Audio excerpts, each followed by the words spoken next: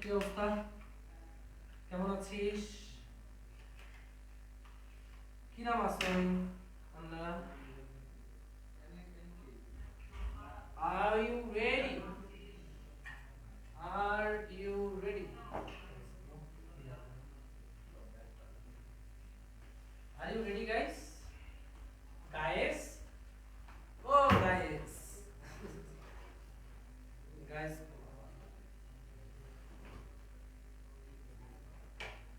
one minute. I am coming with in front of you. Wait in 1 minute. তোমরা join করো, হ্যাঁ? তোমরা join হতে থাকো। Ready, brothers and sisters? Okay, so hello, my dear students. আশা করি সবাই ভালো আছো এবং আমাকে ক্লিয়ারলি এখন শুনতে পাচ্ছ। অনেক দিন পর তোমাদের সাথে দেখা। হ্যালো। তো কথা হচ্ছে আগে ক্লাস করতাম 500, 1000, 700, 800, এই তো সেদিনের কথা। হ্যালো।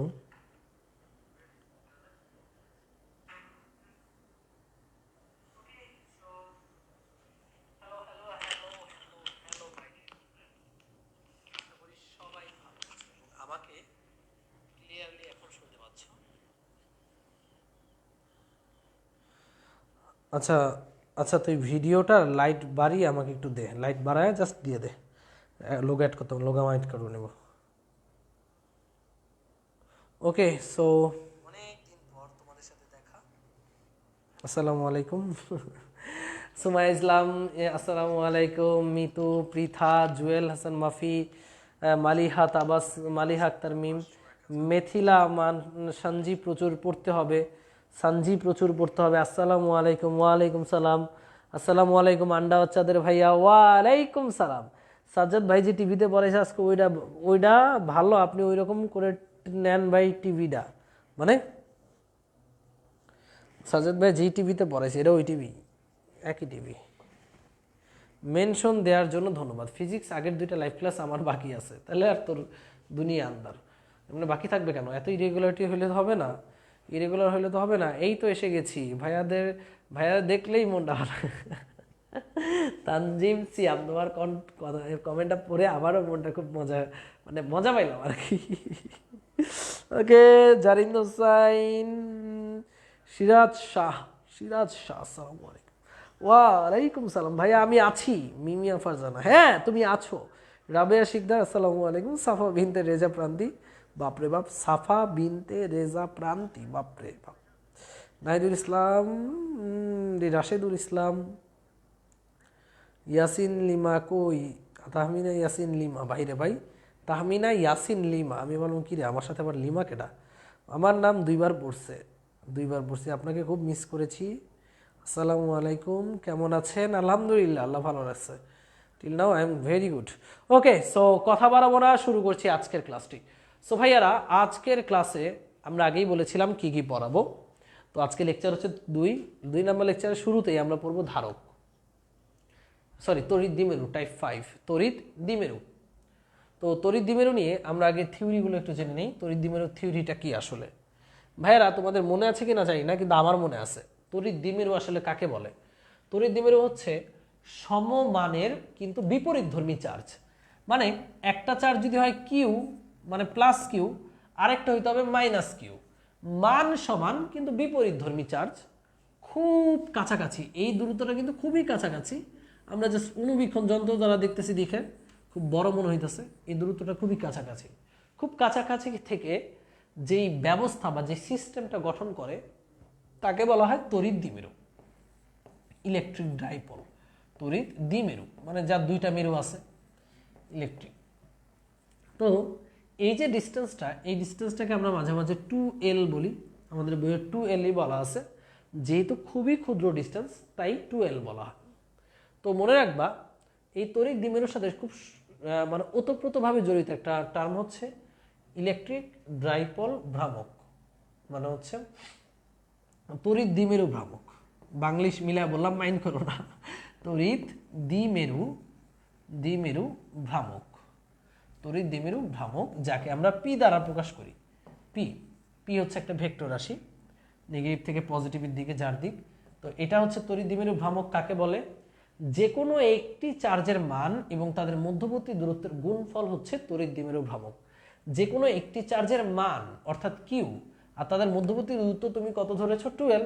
তাহলে এই যে 2l এবং কিউ এর যে গুণফল, এইটাকেই বলা হয় তড়িৎ দ্বিমেরু ভ্রামক। কোয়েশ্চেন কিন্তু আসতেই পারে, যেহেতু ভার্সিটি অ্যাডমিশন, ছোট এই ভ্রামক থেকে কোয়েশ্চেন আসতে পারে যে দূরত্ব ইন্টু চার্জ, দূরত্ব ইন্টু একটি চার্জ ইজ ইকুয়াল টু তড়িৎ দ্বিমেরু ভ্রামক। গেল। এবার ভাইয়া সবচেয়ে ইন্টারেস্টিং যেটা, যে গত বছর কিন্তু এই দ্বিমেরু থেকে প্রশ্ন আসছে, যে প্রশ্ন আসার জন্য আমাদের এই যে দ্বিমেরুর অনেক বড় বড় ফর্মুলা আছে, বাট আমরা জাস্ট দুইটা ফর্মুলা মনে রাখবো, তড়িৎ দ্বিমেরু A to Z সব পারবো। ফর্মুলা দুইটা হচ্ছে, লিখো সবাই, তড়িৎ দ্বিমেরুর জন্য যে কোনো জায়গায় প্রাবল্য রাশিমালা। তড়িৎ দ্বিমেরুর জন্য লিখো সবাই, স্টার দিয়ে লিখবা, তড়িৎ দ্বিমেরুর জন্য যে কোনো প্লেসে যে কোনো বিন্দুতে প্রাবল্য। মানে একটা তড়িৎ দ্বিমেরু আছে, যেহেতু এখানে চার্জ আছে, তার মানে এর আশেপাশে একটা এরিয়া থাকবে, তড়িৎ ক্ষেত্র থাকবে, সেই তড়িৎ ক্ষেত্রে প্রাবল্য থাকবে, তাই না? তড়িৎ দ্বিমেরুর জন্য যে কোনো বিন্দুতে প্রাবল্য হবে E is equal to 1/4πε0 P হচ্ছে তড়িৎ দ্বিমেরু ভ্রামক ইন্টু √1 2p 1/4πε0, সরি এক সেকেন্ড, 2p না p সেটা একটু ভুলে গেছি, আমি লিখে রাখছিলাম ভাগ্যিস। 2p 1/4πε0 2p নাকি p, এক মিনিট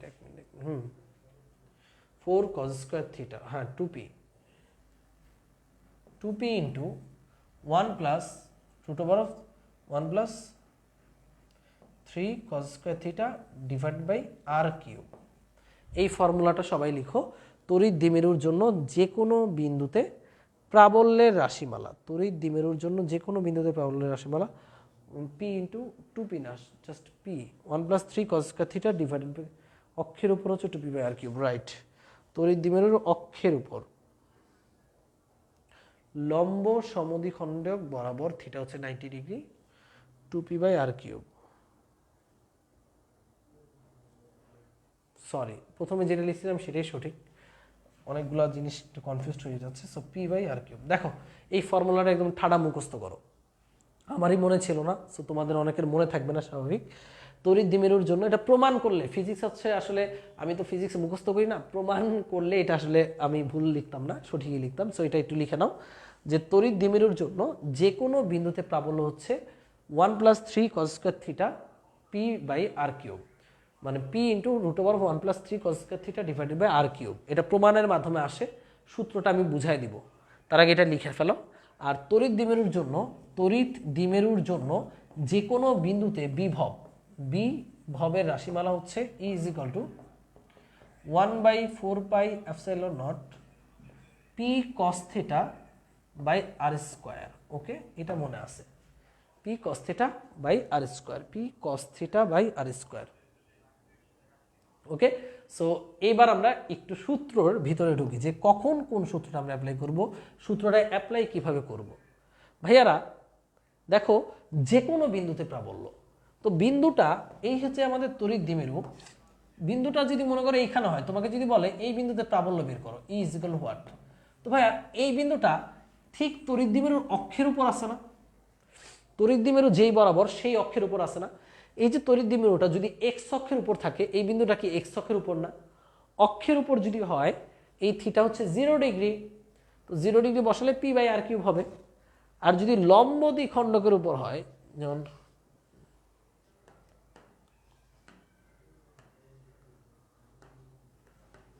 আমি যদি চিত্র এঁকে দেখাই, এই মনে করো তড়িৎ দ্বিমেরু -q + q, এটা হচ্ছে অক্ষ, বড় করে আঁকছি, মানে এটা এক্স অক্ষের উপর আছে। সো আমি বললাম এই যে এখানে একটা বিন্দু, এই পি বিন্দুতে প্রাবল্য কত, এটা পি বিন্দু না, এটা ও বিন্দুতে প্রাবল্য কত, তো এই যে ও বিন্দু এটা কি অক্ষের উপর আছে? অক্ষের উপর থাকলে theta is equal two 0 degree. লিখে নাও, অক্ষের উপর থাকলে, অক্ষের উপর কোনো বিন্দুতে theta is equal two 0 degree, তখন ই ইজ ইকুয়াল টু হবে 1/4 পাই এপসাইলন নট, পি হচ্ছে তড়িৎ দ্বিমেরু ভ্রামক বাই আর কিউব, এগুলো ফিক্সড, আর হচ্ছে দূরত্ব, এই যে সেন্টার এই মিডল থেকে দূরত্বটা হচ্ছে আমাদের আর। ওকে, আর তো 1+3 cos স্কয়ার থিটা কত ভাই? 0 ডিগ্রি, তাই না? cos 0 ডিগ্রি মান কত? 1। cos 0 ডিগ্রি মান হচ্ছে 1 হলে 1+3 মানে 4, √4 মানে 2, যেটা আমি বারবার বলতেছিলাম 1/4 pi epsilon naught 2p by R cube. এটা হচ্ছে অক্ষের উপর প্রাবল্য। এটা আলাদা করে মুখস্থ করার দরকার নাই, তুমি মুখস্থ রাখবে এইটা, আর মনে রাখবা অক্ষের উপর থিটা হচ্ছে 0 ডিগ্রি। আর যদি বলতো লম্ব দ্বিখণ্ডকের উপর, লম্ব দ্বিখণ্ডক কোনটা? ঠিক এটাকে লম্ব দ্বিখণ্ডক করো। মনে করো এই লম্ব দ্বিখণ্ডক রেখাটার উপর যে কোনো বিন্দুতে, সাপোজ তুমি এই বিন্দুতে প্রাবল্য কত, এই বিন্দুতে প্রাবল্য কত, তাহলে লম্ব দ্বিখণ্ডকের জন্য এই থিটা কত ডিগ্রি ভাই? 90 ডিগ্রি। তখন আমাদের প্রাবল্য কত হবে? লিখো, E is equal to 1/4 pi epsilon naught, এখানে হবে P 1+3 cos square 90, 1+3 cos square 1+3 cos square কত হবে? 90, কারণ লম্ব দ্বিখণ্ডক মানে 90 divide by R cube. cos 90 এর মান 0, রুটের মধ্যে 0 মানে 0 সাথে 1 যোগ করলে মানে 1, তাহলে মানে আলটিমেটলি কি আসতেছে ভাইয়া? 1/4 pi epsilon naught P by R cube. এটা কিসের জন্য? লম্ব দ্বিখণ্ডকের জন্য, পরীক্ষায় কিন্তু আসে। তো আমি আবারও বলছি, লম্ব দ্বিখণ্ডকে থিটার মান 90 আর অক্ষের উপর থিটার মান 0, বসিয়ে তুমি অঙ্ক করে ফেলবা। এটা হচ্ছে অক্ষের উপর 2p বাই আর কিউব হবে, আর লম্ব দ্বিখণ্ডকের হবে p বাই আর কিউব। একইভাবে বিভব বের করবা, এই যে বিভব, সিমিলারলি আমরা বিভবটা বের করি সবুজ কালি দিয়ে। অক্ষের উপর থিটা 0 ডিগ্রি, তাহলে বিভব কত হবে? বিভব হবে 1/4 pi epsilon naught P cos theta by R square, 1/4 pi epsilon naught P cos theta মানে cos 0 by R square. cos 0 এর মান 1, তার মানে 1/4 pi epsilon naught P by R square. এটা হচ্ছে অক্ষের উপর, ভি অক্ষের উপর বিভব। আর যদি লম্ব দ্বিখণ্ডকের উপর বিভব বলে, লম্বের উপর বিভব কত? cos 90 এর মান 0, তাহলে লম্ব দ্বিখণ্ডকের উপর বিভব কিন্তু 0। পরীক্ষায় কিন্তু আসবে এটা ভার্সিটি অ্যাডমিশনে, যে তড়িৎ দ্বিমেরুর লম্ব দ্বিখণ্ডকের উপর বিভব কত? 0, কারণ থিটা 90 ডিগ্রি, বিভব হবে 0, সিম্পল। সো তোমাদের এই যে এত সূত্র মুখস্থ দরকার নাই, তুমি খালি এই দুইটা ফর্মুলা মনে রাখবা। সেটা হচ্ছে যে কোনো বিন্দুতে প্রাবল্য হচ্ছে 1/4 pi epsilon naught P into 1 plus √1+3 cos square theta divide by R cube, আর বিভব হচ্ছে 1/4 pi epsilon P cos theta by R square. মজার ব্যাপার হচ্ছে এতদিন পর্যন্ত জানতে প্রাবল্য দূরত্বের বর্গের ব্যস্তানুপাতিক, আর বিভব দূরত্বের ব্যস্তানুপাতিক, এটা তোমরা এতদিন পর্যন্ত জানতে। কিন্তু আমাদের এখানে এসে চেঞ্জ হয়ে গেছে, তড়িৎ দ্বিমেরুর জন্য জিনিসটা কিন্তু এক এক করে বাড়ছে। দেখো, প্রাবল্য দূরত্বের ঘনের সমানুপাতিক,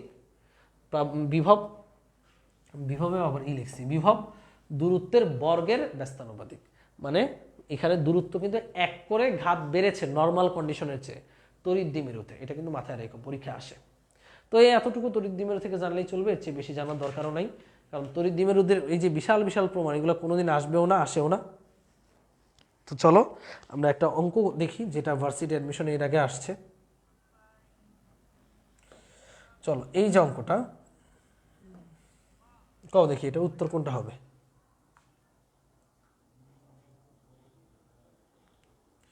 এটার উত্তর কোনটা হবে বলো দেখি।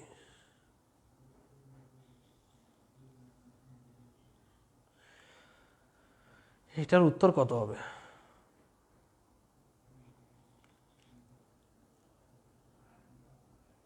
একটি দ্বিপলের জন্য তড়িৎ প্রাবল্য নিম্নরূপে পরিবর্তন হয়। তুমি অলরেডি জানো, তড়িৎ দ্বিমেরুর জন্য প্রাবল্য হচ্ছে 1/r3, আর বিভব হচ্ছে দূরত্বের বর্গের ব্যস্তানুপাতিক।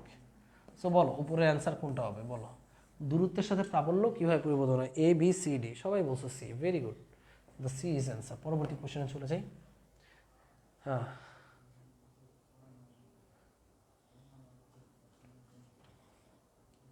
আচ্ছা এটা মনে কোশ্চেন আর কি। +1 মাইক্রোকুলম্ব এবং -1 মাইক্রোকুলম্ব আধান দুটিকে 5 সেন্টিমিটার ব্যবধানে রেখে একটি তড়িৎ দ্বিমেরু গঠন করা হলো। অক্ষ বরাবর 15 সেন্টিমিটার দূরে একটি বিন্দুতে বিভব নির্ণয় করো, মানে অক্ষের উপর বিভব নির্ণয় করতে বলছে। তাহলে অক্ষের উপর বিভব, অক্ষের উপর বিভব কত হয়? অক্ষের উপর থিটা হচ্ছে 0 ডিগ্রি, তাই না ভাইয়া? তাহলে বিভব হবে ভি সমান আমরা জানি 1/4πε0 P cos theta by R square. Cos theta হচ্ছে 0 ডিগ্রি অক্ষের উপর। সেখানে দেখো 1/4πε0 মানেই হচ্ছে, এটা মানে হচ্ছে 9 × 10⁹, সবাই জানি কিন্তু 9 × 10⁹। পি কস থিটা কস 0 মান 1। পি কত ভাইয়া? পি হচ্ছে একটি চার্জ এবং মধ্যবর্তী দূরত্ব। একটি চার্জ হচ্ছে 1 মাইক্রোকুলম, মাইক্রো মানে কিন্তু ভাই 10⁻6 কুলম। আর দূরত্ব কত? এই যে পি কি মনে আছে? পি হচ্ছে চার্জ ইনটু দূরত্ব, মনে আছে কি? এটা মনে থাকা উচিত। দূরত্ব 5 সেন্টিমিটার, 5 সেন্টিমিটার মানে হচ্ছে 5 × 10⁻2 মিটার। ক্যালকুলেশনের জন্য এইভাবে লিখলাম, এটা হচ্ছে পি। আর আর হচ্ছে অক্ষ বরাবর 15 সেন্টিমিটার দূরে, এটা হচ্ছে আর দূরত্বটা, এটা হচ্ছে আর 15 সেন্টিমিটার। 15 সেন্টিমিটার মানে 15 × 10⁻2, তাই না? এই হচ্ছে আর, আর এর উপরে স্কোয়ার, স্কোয়ার মানে দুইবার লিখতে হবে, আর স্কোয়ার। তাহলে 15 × 10⁻2 দুইবার লিখলাম হিসেবের সুবিধার জন্য। নিচে আছে 10⁻2, 10⁻2 মানে 10⁻4, উপরে আছে 10⁻2, 10⁻2। তাহলে এখানে উপরে থাকবে 10⁻2, 10⁻4, উপরে 10⁻4 চলে যাবে। তাহলে আছে 6 আর 2 8, তাহলে আরও থাকবে 10⁻4। এবার ক্যালকুলেশন করে অঙ্ক শেষ। দেখো 5 দিয়ে কাটি, 3 × 5 = 15, তাই না? 3 × 3 = 9, আবারও 3 × 5 = 15।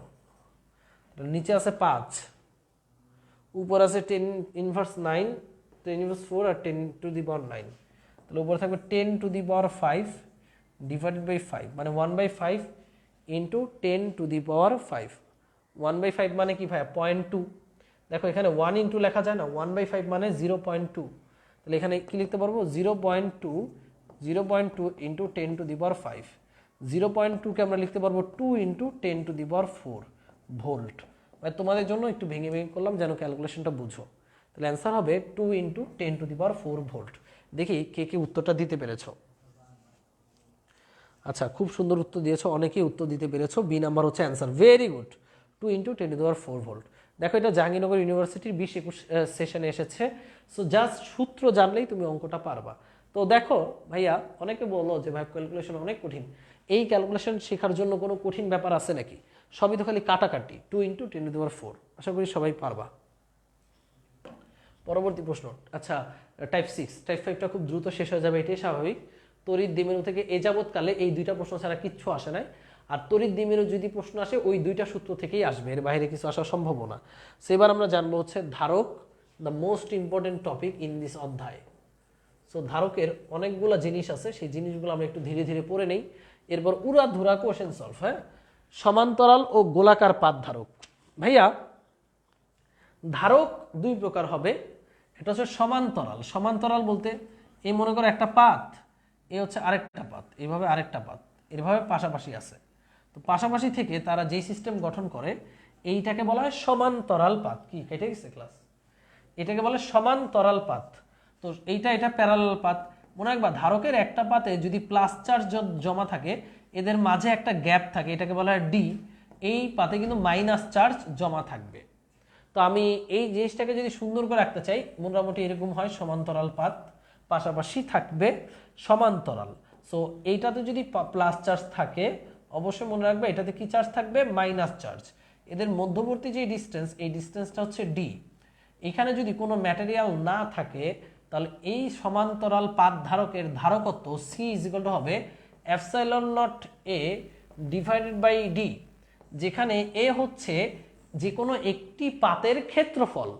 একটি পাতের ক্ষেত্রফল মানেই কিন্তু এ, এখানে আবার ডাবল বসায়ও না। এ হচ্ছে একটি পাতের ক্ষেত্রফল, ডি হচ্ছে পাতদ্বয়ের মধ্যবর্তী দূরত্ব। এবার আমি পাকনামি করে, এগুলো সমান্তরাল পাত ধারক, আমি পাকনামি করে এই পাতের মাঝখানে কিছু ম্যাটেরিয়াল ঢুকাই দিলাম, যে ম্যাটেরিয়ালগুলোর পরাবৈদ্যুতিক ধ্রুবক লিখে ফেলি। পরাবৈদ্যুতিক, পরীক্ষায় প্রশ্ন আসে, বৈদ্যুতিক ধ্রুবক হচ্ছে কে। তো তো এই কে এর সাথে ধারকত্বের রিলেশনটা আগে বুঝে নেই। মনে রাখবা এই যে কোনো ম্যাটেরিয়াল যদি না থাকতো তাহলে সেটা শূন্য মাধ্যম হইতো। যেহেতু ম্যাটেরিয়াল আছে তার মানে পরাবৈদ্যুতিক ধ্রুবক হচ্ছে কে। তো আমরা যদি কে বসাই তাহলে এখানে কিন্তু ধারকত্ব চেঞ্জ হয়ে যাবে, ধারকত্ব হবে সি প্রাইম, সেটা হবে এপসাইলন নট এ বসাইছিলা, এখানে epsilon naught K A by D বসবে, epsilon naught K A by D. তো যদি তুমি এই কে এর সম্পর্ক, কে এর সাথে ধারকত্বের সম্পর্ক চাও তাহলে আমি ফার্স্ট অফ অল এই দুইটা ফর্মুলা মনে রাখবো। একটা হচ্ছে সমান্তরাল পাত ধারকের ধারকত্ব epsilon naught A by D, আর যদি পরাবৈদ্যুতিক ধ্রুবক কে ম্যাটেরিয়ালস থাকে তাহলে epsilon naught K A divided by D. এবার কে এর সাথে সি এর সম্পর্ক কেমন খেয়াল করো, এটাকে দিলাম সমীকরণ নাম্বার 1, এটাকে দিলাম 2। তুমি যদি 2 নংকে 1 নং দ্বারা ভাগ করে দাও, 2 নং ভাগ 1, 2 নংকে 1 নং দ্বারা ভাগ করে দাও তাহলে কি পাবা? 2 নং হচ্ছে সি প্রাইম বাই সি, এখানে সব কাটাকাটি চলে যাবে, epsilon naught A A D D K K সবই ডি ডি কাটা চলে যাবে, থাকবে খালি কে। তাহলে এটা মনে রাখতে হবে কে এর সম্পর্ক, কে এর সাথে ধারকত্বের সম্পর্ক পরীক্ষায় প্রশ্ন আসে। কে এর সাথে ধারকত্বের সম্পর্ক, কে হচ্ছে শূন্য মাধ্যমে ধারকত্ব, উপরে হচ্ছে অন্য যে ওই পরাবৈদ্যুতিক ধ্রুবক মাধ্যমে ধারকত্ব। আমি আবারও বলতেছি কে ইজ ইকুয়াল টু লিখতে পারবো, এটা কি যখন কে ছিল না তখন ধারকত্ব, এটাকে আমরা লিখতে পারি শূন্য মাধ্যমের ধারকত্ব সি নট। যখন এখানে মাধ্যম ছিল শূন্য তখন ধারকত্ব নিচে, আর উপর হবে কে মাধ্যমের ধারকত্ব, কে ঢুকানোর পর C prime by C naught is equal to K লেখা যাবে। এই যে ভাগ করে পাইলাম। তো এখানে দুইটা ফর্মুলা শিখছি, একটা হচ্ছে C is equal to epsilon naught K A divided by D. যদি শূন্য মাধ্যম থাকে কে এর মান 1 হবে, আর কে এর মান যদি দিয়ে দেয় বসায় দিবা। আর সি এর সাথে কে এর সম্পর্ক শিখলাম, সেটা হচ্ছে কে সমান নিচে অলয় সি নট, উপরে হচ্ছে C prime, C naught C prime, C naught C prime. K is equal to নিচে অলয় সি নট, শূন্য মাধ্যমের ধারকত্ব, উপরে হচ্ছে ওই কে মাধ্যমের ধারকত্ব। কে যেই মাধ্যম বলবে সেই মাধ্যমের, যদি বলে কে কাচ তাহলে কাচের ধারকত্ব ডিভাইড বাই শূন্য মাধ্যমের ধারকত্ব, সিম্পল। কে এর মানটা এভাবে বের করব। এটা হলো সমান্তরাল পাত ধারক। এবার গোলাকার পাত ধারক। ভাইয়ারা গোলাকার পাত ধারকটা আরো সুন্দর, গোলাকার পাত ধারকের ধারকত্বটা আরো মজার। গোলাকার পাত ধারকের ধারকত্ব, সো গোলাকার পাত, ভাইয়ারা খেয়াল করো এই গোলাকার পাত ধারকের ধারকত্ব কত।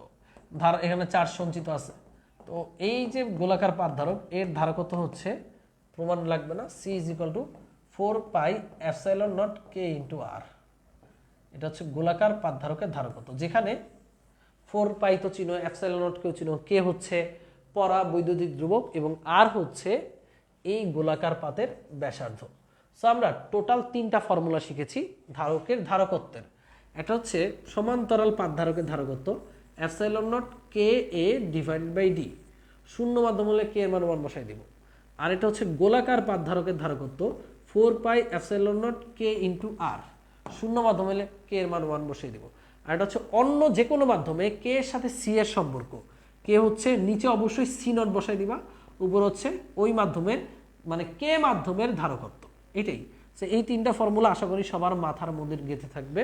এগুলো খুবই সহজ ফর্মুলা, পরীক্ষায় কিন্তু প্রচুর আসে রে ভাই, আমরা আগেই ক্লিয়ার করে নিলাম। এরপরে ধারকের সমাবয়। ভাইয়া ধারকের সমাবয় হচ্ছে রোধের উল্টা, লিখে নাও এখানে, এখানে লিখবা রোধের উল্টা। সূত্র হবে রোধের উল্টা, রোধের উল্টা। রোধের উল্টা মানে কি মনে আছে? রোধের সমবয়ে তোমরা যখন এরকম রোধ থাকতো একটা তখন আর এস লিখতা, R1 প্লাস R2, এটাকে সিরিজ বলা হয় তাই না? আর যখন R1 প্লাস R2, আর যখন এইভাবে থাকতো তখন RP লিখতা, উপরে গুণফল নিচে যোগফল, R1 R2 divided by R1 plus R2। অনেকে ভাবতেছে ভাই এই জিনিস তো জীবনও দেখি নাই। আরে বলদ, এইটা দুইটা কিভাবে আছে? প্যারালালে আছে। প্যারালালে থাকা মানে 1/RP is equal two 1/R1 plus 1/R2। এটা থেকে ক্যালকুলেশন করলে এটাই আসে, RP সমান R1 R2 divide by R1 plus R2। এটা সমান্তরালে থাকলে। এখন ধারক হচ্ছে তার উল্টা। ধারক উল্টা মানে কি রে ভাই? মনে করো এখানে একটা ধারক আছে, এখানে একটা ধারক আছে, এরা কিভাবে আছে? ধারকের শ্রেণী সংযোগ। আমি বললাম এই ধারক দুইটার তুল্য ধারকত্ব কত, তো তুমি বলবা না আবার সিএস, এটা সিরিজে আছে, এটা যোগ না, উল্টা। মানে 1/CS ইজ ইকুয়াল টু হবে 1/C1 প্লাস 1/C2।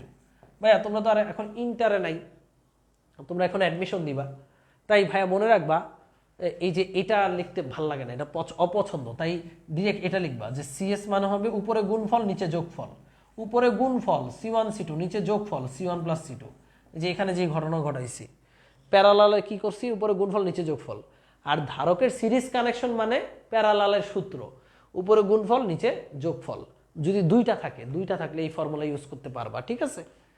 আর যখন ভাইয়া ধারক প্যারালালে থাকবে তখন তো কোনো কথাই নাই, তখন বাংলা যোগ। মনে করো 3টা ধারক 10টা ধারক প্যারালালে আছে, তখন সিপি সমান হবে C1 plus C2 plus C3 এইভাবে। তো হচ্ছে ধারকের সংযোগ। আর এটা হচ্ছে শর্টকাটটা মনে রাখবা, দুইটা ধারক সিরিজে থাকলে উপরে গুণফল নিচে যোগফল। এভাবে 1/, করে করে কত টাইম আর লস করব, এত লস করার টাইম নেই। উপরে গুণফল নিচে যোগফল। আর 2-এর অধিক থাকলে দুইটা করে করবা, করে 2টা বানাবা। ধরো এখানে 3টা ধারক আছে, কি করতা তাহলে এই 1 আর 2কে মিলে এটা করতা, তো এই 2টা মিলে এরপরে এই 2টা মিলে একটা হইতো, এটা মিলে একটা হইতো, পরে আরেকটার সাথে মানে একই ফর্মুলা দিয়ে ধুমধাম করে ফেলতে পারতা। 1/1 করার দরকার পড়ে না। আর প্যারালাল থাকলে তো কথাই নেই, খালি বাংলা যোগ হবে। এটা হচ্ছে ধারকের সমবায়। এরপর আসি ধারকের সঞ্চিত শক্তি। এই ধারকের সঞ্চিত শক্তি নিয়ে অনেকে এই ভেজালে পড়ে, সেই ভেজালগুলা আমি একটু ক্লিয়ার করি। প্রথম কথা, ধারকের সঞ্চিত শক্তির ফর্মুলাগুলো কি। সঞ্চিত শক্তি যদি ই দ্বারা প্রকাশ করি, ই এর ভালো ভালো ফর্মুলা আছে। একটা ফর্মুলা হচ্ছে ধারকের চিরন্তন formula, C is equal to ধারকত্ব, C is equal to Q/V। এটা ধারকত্বের ফর্মুলা। তো ভাইয়া ধারকের সঞ্চিত শক্তিগুলো আমরা পাই, সর্বপ্রথম ফর্মুলা পাই ই সমান half of CV square, half of CV square, যেখানে সি হচ্ছে ধারকত্ব, ভি হচ্ছে বিভব পার্থক্য। তো এই সি এর জায়গায় কি Q/V আমরা লিখতে পারি না? অবশ্যই পারি। সি মানেই Q/V, Q/V যদি লিখো একটা ভি কাটা চলে যাবে, তাহলে এখানে পড়ে থাকবে E is equal to half of QV। এটার একটা ফর্মুলা চলে আসলো, তাই না? এবার আমি আবার কিউ এর জায়গায় সিভি যদি লিখি CV স্কোয়ার পাবো, ভি এর জায়গায় যদি Q/C লিখো, এই যে ভি আছে এই ভি এর জায়গায় কি Q/C লেখা যায় না? ভি এর জায়গায় Q/C লেখা যায় না? অবশ্যই লেখা যায়। Q/C লিখলে এখানে আরেকটা ফর্মুলা পাবা, সেটা হচ্ছে Q² / 2C। তো এই 3টা ফর্মুলার কখন কোনটা রে ভাই? একবার দেখতেছি ধারকত্বের সাথে সমানুপাতিক, আরেকবার দেখতেছি ধারকত্বের সাথে ব্যস্তানুপাতিক। এই 2টা ফর্মুলা একটু ভেজাল লাগায় দেয়, আর পরীক্ষায় বদ্দারা এই 2টা দিয়ে প্রশ্ন করে। তো ধারকের সঞ্চিত শক্তির ফর্মুলা হচ্ছে 3টি। একটি হচ্ছে ই সমান হাফ CV স্কোয়ার, ই সমান হাফ অফ QV, ই সমান Q²/2C। তো কখন কোনটা ভাইয়া? যখন বিভব পার্থক্য চেঞ্জ হবে না, মানে যখন ভি ফিক্স তখন আমরা এই ফর্মুলাটা ইউজ করব, ভি ফিক্সড। ওকে। আর যখন ভাইয়া চার্জের পরিমাণ ফিক্স, কিউ ফিক্সড, তখন আমরা এটা ইউজ করব। তো কখন চার্জ ফিক্স থাকবে, কখন বিভব ফিক্স থাকবে, সেটা তোমরা প্রশ্ন দেখলেই বলতে পারবে। আমরা প্রশ্ন সলভে যখন যাব তখন বলতে পারবো, ঠিক আছে। যখন চার্জের পরিমাণ ফিক্সড তখন ই এর সাথে সি এর সম্পর্ক ব্যস্তানুপাতিক, যখন বিভব ফিক্সড তখন ই এর সাথে সি এর সম্পর্ক ভাইয়া সমানুপাতিক। মনে থাকে যেন, ঠিক আছে। এই 2টা দিয়ে প্রচুর পরিমাণে প্রশ্ন কিন্তু ইতিমধ্যে আসছে। তো ধারকের সঞ্চিত শক্তি গেল। এবার একটা star formula, A star is born, দেখো একক আয়তনে সঞ্চিত শক্তি, একক আয়তনে সঞ্চিত শক্তি, একক আয়তনে সঞ্চিত শক্তিকে আমরা ইউ দ্বারা প্রকাশ করব। ইউ হচ্ছে half of ε0 into E square, এটাই আসে ধারকের সঞ্চিত শক্তি। ই হচ্ছে প্রাবল্য, ε0 তো চিনই। এই হচ্ছে আমাদের ধারকের একক আয়তনে সঞ্চিত শক্তির রাশিমালা, ε0 ইন্টু ই স্কোয়ার। মোট কথা ধারকত্বকে আয়তন দ্বারা ভাগ করলেই আমরা একক আয়তনে সঞ্চিত শক্তির রাশিমালা পেয়ে যাব। এফসাইলের সুট ভাই, ওকে ক্লিয়ার ভাইয়া। একজন বলছে ভাই মাঝেরটা কখন সেটা বুঝবা, অঙ্ক তো চলে যাই। চলো অঙ্কে তো চলে গেলে বুঝতে পারবো। রেডি, স্টাডি, গো। ঢাকা ইউনিভার্সিটি 12 সেশনে আসছে প্রশ্নটি। একটি ধারকের দুই পাদের মধ্যে বিভব পার্থক্য ভি, সঞ্চিত শক্তি এক্স, ধারকের বিভব পার্থক্য বৃদ্ধি করে 3 ভোল্ট করা হলো, সঞ্চিত শক্তি কত হবে? ভাইয়া বিভব পার্থক্য ভি, তো এখন কোনটা? বিভব পার্থক্য বৃদ্ধি করে 3V করা হলো, সঞ্চিত শক্তি কত? এখন তোমার মনে দুইটা সূত্র আসবে, একটা হচ্ছে ইউ সমান হাফ সিভি স্কোয়ার আসবে, আর একটা আসবে ইউ সমান হাফ অফ কিউভি। তো কোনটা ইউজ করবো ভাই? যখন তুমি বিভব বাড়াইবা, বিভব কি এমনি এমনি বাড়াইছো ভাই? চার্জ দিতে হইছে না? বিভব বাড়ালে তো চার্জ চেঞ্জ হবেই নাকি? তো চার্জ তো চেঞ্জ হবেই, কিউ সমান সমান সিভি। যখন তুমি বিভব বাড়াবা তার মানে চার্জও বাড়বে, ধারকত্ব কমে গুণফলটা একই রাখতে পারবে, তাই না? মানে মোট কথা বিভব তো বাড়ালে চার্জ তো বাড়বেই। তো এটা কিন্তু অ্যান্সার, এইটা কিন্তু সূত্র না, সূত্র হচ্ছে হাফ অফ সিভি স্কোয়ার। তো বিভব 3 গুণ যদি করছো, এটা 3 গুণ করা মানে ধারকত্ব কয় গুণ হয়ে যাওয়া? সি ইন্টু ভি হয়ে যাবে 3V, 3V স্কোয়ার। এটা হচ্ছে ইউ প্রাইম, তাহলে কত হচ্ছে? 9 into half of CV, half of CV square, half of CV square মানে ইউ, তাহলে 9U। মানে ধারক আমাদের কিন্তু মানে হচ্ছে সঞ্চিত শক্তি বৃদ্ধি পেয়ে কিন্তু 9 গুণ হয়ে গেল। কত গুণ হয়ে গেল? 9 গুণ। সবাই পারবা, সহজ questions. So 9x, very good, 9x। পরবর্তী প্রশ্ন, একটি সমান্তরাল পাতধারকে চার্জিত করার পর ব্যাটারি খুলে ফেলা হলো, তাহলে কি স্থির? বুঝতে পারতেছো? চার্জিত করার পর ব্যাটারি খুলে ফেলা হলো মানে কিউ স্থির হয়ে গেছে, এটা তো বুঝছো। চার্জ স্থির, চার্জের পরিমাণ স্থির, কারণ চার্জ দেওয়ার মতো আর কেউ নাই, ব্যাটারি থেকেই তো সে চার্জ নেয়। ধারকের সঞ্চিত শক্তির পরিমাণ ইউ নট। এবার মধ্যবর্তী দূরত্ব দ্বিগুণ করা হলো, মানে ডি দূরত্ব করা হলো, সঞ্চিত শক্তি কত হবে? তো ফর্মুলা কোনটা বলো তো? চার্জ স্থির মানে আমাদের সঞ্চিত শক্তির ফর্মুলা ই হবে Q square divided by 2c, তাই না? চার্জ স্থির। এবার ভাইয়া এখানে সি এর কোনো চেঞ্জ করে নাই, বলছে দূরত্ব দ্বিগুণ করলে সঞ্চিত শক্তি কত গুণ। তো প্রথমে সঞ্চিত শক্তি ছিল ইউ নট, এটাকে ই না দিয়ে আমরা ইউ নট দিচ্ছি। এবার যদি দূরত্ব দ্বিগুণ করা হয়, ভাইয়া সি মানে কি? সি মানে epsilon naught A divided by D. তাহলে সি এর জায়গায় যদি আমরা কিউ স্কোয়ার রাখলাম 2, এখানে epsilon naught A divided by D বসাই, আলটিমেটলি আমরা পাবো Q square D divided by 2 into epsilon naught A. So ভাই খেয়াল করো তো দূরত্বের সাথে এটা সম্পর্ক কেমন? দূরত্বের সাথে মানে এই সূত্রে দূরত্বের সাথে সম্পর্ক সমানুপাতিক। এবার বলো দূরত্ব কয় গুণ করছো? দূরত্ব দ্বিগুণ করছো, তাহলে ধারকত্ব কয় গুণ হবে? তোমরাই বলে দাও আমাকে, উত্তরখানা তোমরাই বলে দাও। উত্তর কত হবে? দূরত্ব দ্বিগুণ করছো, ধারকত্ব কয় গুণ হবে? দূরত্ব দ্বিগুণ করেছো, ধারকত্ব হবে দ্বিগুণ। Yes, exactly. আমি আবারও বলছি, যেহেতু চার্জিত করার পর ব্যাটারি খুলে ফেলছো, তার মানে চার্জের পরিমাণ ফিক্স হয়ে গেছে। চার্জ ফিক্স হলে ফর্মুলা এটা। এবার সি এর ফর্মুলা কি? Epsilon naught by D. D যেহেতু নিচে উপরে উঠালে Q square D by 2 into epsilon naught A. এবার কিউ এপসাইলন নট এ এগুলো তো কিছুই চেঞ্জ হয় নাই, চেঞ্জ হয়েছে দূরত্ব। দূরত্বের সাথে সম্পর্ক সমানুপাতিক। দূরত্ব 5 গুণ করলে সঞ্চিত শক্তি 5 গুণ, দূরত্ব দ্বিগুণ করলে সঞ্চিত শক্তি কত গুণ? 2 গুণই হবে। পরবর্তী প্রশ্ন, 2, 3, 6 এর 3টি ধারক শ্রেণী সমবায় 10 ভোল্ট উৎসের সাথে যুক্ত। 3 মাইক্রোফ্যারাডের ধারকটিতে আধানের পরিমাণ কত? তো এটা খুবই সুন্দর একটা কোয়েশ্চেন করছে। তো দেখো এই কোয়েশ্চেনের উত্তরটা কি হবে বলো? 3 মাইক্রোফ্যারাডের সাথে আধানের পরিমাণটা কত? বলো বলো বলো, সবার কাছে উত্তর চাচ্ছি, বলো।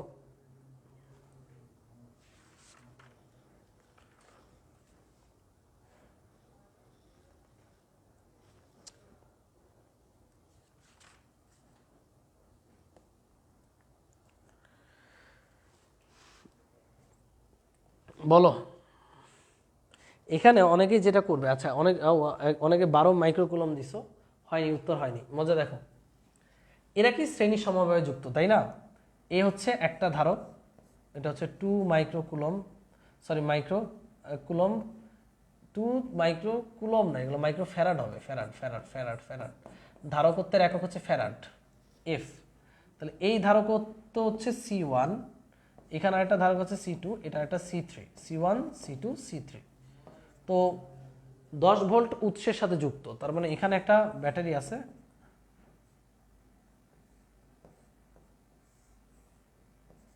এই ব্যাটারিটা হচ্ছে 10 ভোল্ট এর সাথে যুক্ত আছে। তো প্রশ্ন হচ্ছে যে 3 মধ্যে চার্জের মান কত। সো এখানে অনেকে ভুল করে, ভুলটা হচ্ছে মনে রাখবা যখন ধারকগুলো শ্রেণীতে যুক্ত থাকে এই একটা ধারকে যে পরিমাণ চার্জ হয়, এই যে প্লাস মাইনাস, ঠিক এই ধারকে একই পরিমাণ চার্জ জমা হবে। শ্রেণীতে যুক্ত থাকলে চার্জের মান 1। তোমাদেরকে মনে আছে যে রোধগুলো যদি শ্রেণীতে থাকতো, মনে করো এখানে একটা রোধ 2, এখানে একটা রোধ 3, এটা মনে করো একটা রোধ 6, তো রোধগুলো যখন শ্রেণীতে থাকতো এদের মধ্যে দিয়ে প্রবাহ কি একই হইতো না ভাইয়া? সো একইভাবে ধারকগুলো যদি শ্রেণীতে থাকে তাদের মধ্যে চার্জের মান কি থাকবে? সেম। এখানে চার্জ কিউ, এখানেও চার্জ কিউ, এখানেও চার্জ কিউই আছে, সেম। তো ভাইয়া তোমাকে আসলে একটা দিছে, টোপ দিছে, যে বলছে 3 মধ্যে চার্জ কত। আসলে 3 মধ্যে চার্জ বলতে প্রত্যেকটার মধ্যেই চার্জ পুরো, কারণ সবগুলোতে চার্জের মান একই। তাহলে তুমি কি বলো, তুমি কি এখানে তোমাকে যদি বলতো এই যে 3 ওহমের কারেন্ট কত, তুমি খালি 3 দিয়ে বের করতো না পুরোটা দিয়ে বের করতো? পুরোটা দিয়ে, কারণ এটা শ্রেণীতে আছে, শ্রেণীতে আছে। সো একইভাবে এইখানেও এদের মধ্যে চার্জের পরিমাণ একই থাকবে। তো এখানে চার্জের পরিমাণ একটার মধ্যে যা প্রত্যেকটার মধ্যে তা, তার মানে আমাদের পুরোটা তুল্য ধারকত্ব আগে বের করে নিয়ে আসতে হবে, এরপর সেখানে চার্জের মান বের করতে হবে। খেয়াল করো এখানে তুল্য ধারকত্ব কত, আমরা জানি 1/CS is equal two 1/C1 plus 1/C2 plus 1/C3। তো এখানে আমরা চাইলে 1/C1 কত, 1/C হচ্ছে 2, 1/3 প্লাস 1/6, লসাগু কত হবে 6, 3 প্লাস 2 প্লাস 1, 2 রেখে 3, 3 1 3 6, 6/6 মানে 1 মাইক্রোফ্যারাড। এটা হচ্ছে আমাদের তুল্য ধারকত্ব, উল্টাইলেও সিএস একই হবে। তাহলে চার্জের মান কত? চার্জ হবে কিউ সমান সমান CV, CS into V. CS কত? 1 মাইক্রোফ্যারাড, মাইক্রো মানে 10⁻⁶, আর ভি কত? 10। তাহলে কত হবে? 10⁻⁵, 10⁻⁵ কুলম। মাইক্রো থেকে আমরা ইয়েতে নিলাম, তাহলে 10⁻⁵, 10⁻⁵ তো অপশনে নাই রে।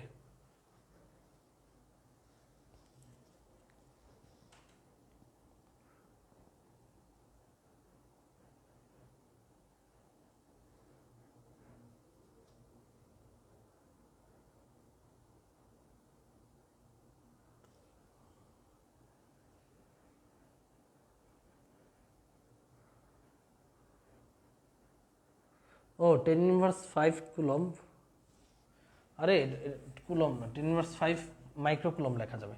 10 ইন্টু 10⁻⁶ না, তাহলে 10 মাইক্রো কুলম লেখা যাবে, 10 micro coulomb, micro coulomb 10 micro coulomb, answer হচ্ছে B 10 micro coulomb. Yes, very good, B 10 micro coulomb. 10⁻⁵ মানে 10⁻⁵ কুলম মানে 10 মাইক্রো কুলম। এইভাবে বুঝো, 10 ইন্টু 10⁻⁶ মানে 10 মাইক্রো কুলম, এটা হচ্ছে অ্যান্সার। সো মনে রাখতে হবে যদি প্যারালালে থাকতো তাহলে চার্জের মান ভিন্ন ভিন্ন হইতো, যেহেতু শ্রেণীতে আছে প্রত্যেকটাতে চার্জের মান সেম। কারণ ধারক যে সিস্টেমটা করে, এখানে প্লাস চার্জ হয় আবেশের কারণে, এখানে মাইনাস, এখানে মাইনাস হয় এখানে আবেশের কারণে প্লাস। সো যে পরিমাণ প্লাস এটাতেও সেই পরিমাণ মাইনাস, এটাতে যে পরিমাণ মাইনাস এটাতে সেই পরিমাণ প্লাস। এই কারণে শ্রেণীতে থাকলে ধারকত্বের মান ভিন্ন ভিন্ন হইতে পারে, কিন্তু চার্জের মান কি? সেম, চার্জের মান সেম। পরবর্তী প্রশ্ন, 4 মাইক্রোফ্যারাডের 4টি ধারক সিরিজে যুক্ত করা হলো, তাদের সমতুল্য ধারকত্ব বুঝতেই পারতেছো 1/CS হবে 4টার 4, 1/4 প্লাস 1/4 প্লাস 1/4 প্লাস 1/4। ক্যালকুলেশন করলে সিএস এর মান পাবো 1, তাহলে 1 মাইক্রোফ্যারাড ক্যালকুলেশন করে দেবা, রুয়েটে আসছে। 16 নম্বর, 3টি ধারকের শ্রেণীবদ্ধ বিন্যাসের মোট ধারকত্ব 1, 2 ধারকের ধারকত্ব যখন 2 ও 3, তৃতীয়টির মান কত? এটা তোমরা সমাধান করবা। মোট ধারকত্ব হচ্ছে 1, তার মানে সিএস এর মান বলে দিছে 1 মাইক্রোফ্যারাড। তো 2 ধারকের ধারকত্ব বলে দিছে 2 ও 3, তাহলে তৃতীয় ধারকটির মান কত? মানে একটা C1 C2 বলে দিছে, C1 কত?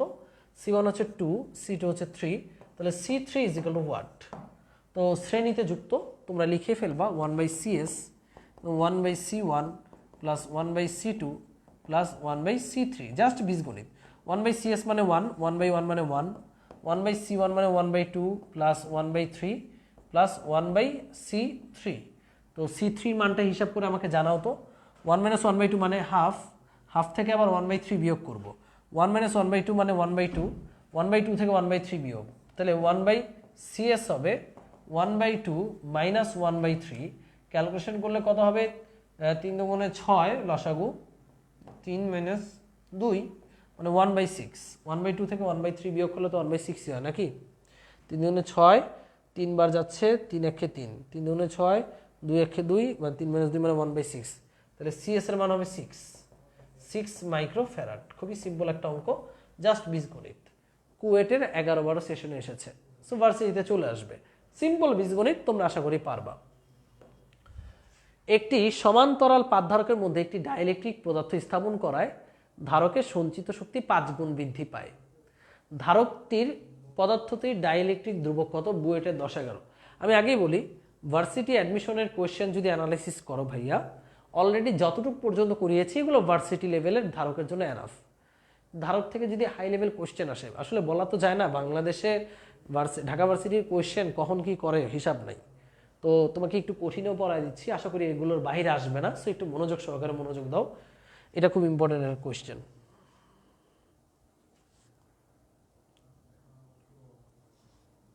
রেডি? এই কোয়েশ্চেনের উত্তরটা চলো দেওয়া যাক।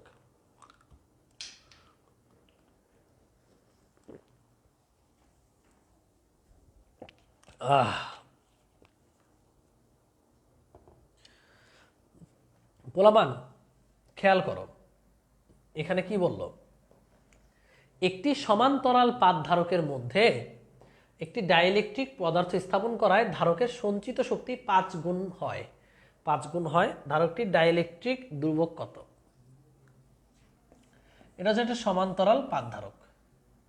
সো এটার মনে করো শুরুতে ধারকত্ব ছিল ইউ0 সমান হাফ সিভি স্কোয়ার, সঞ্চিত শক্তি ছিল হাফ সিভি স্কোয়ার। এবার ডাইইলেকট্রিক ঢুকানোর কারণে এখানে মনে করো তুমি ডাইইলেকট্রিক ঢুকাই দিলা, এটার সঞ্চিত শক্তি কত হয়? 5 গুণ হয়। তার মানে এখন হয়ে গেছে 5u0। তো ডাইইলেকট্রিক ঢুকানোর পর চেঞ্জটা আসলে কি? হাফ। এখানে ডাইইলেকট্রিক কত আর কি, ডাইইলেকট্রিকের মানটা বের করব। তো ভাইয়া এখানে কি চার্জের পরিমাণ চেঞ্জ করছো? কিউ এর মান চেঞ্জ করছো? করো নাই। কিউ এর মানও চেঞ্জ করো নাই, ধারকত্বও চেঞ্জ করো নাই, খালি ডাইইলেকট্রিক ঢুকাই দিছো। তো মনে রাখবা কিউ সমান সমান সিভি। এখন ডাইইলেকট্রিক ঢোকানোর পরও চার্জের মান কি থাকবে? একই থাকবে, কারণ ডাইইলেকট্রিক যখন ডাইইলেকট্রিক মানে ভিন্ন একটা পদার্থ তুমি যখন মাঝখানে প্রবেশ করাইলা, চার্জের মান তার ভিন্ন হবে না।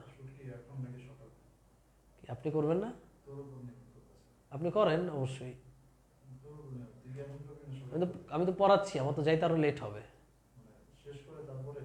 হ্যাঁ, শেষ করে যদি এনার্জি বাই করবো, কিন্তু আপনার তো করা উচিত।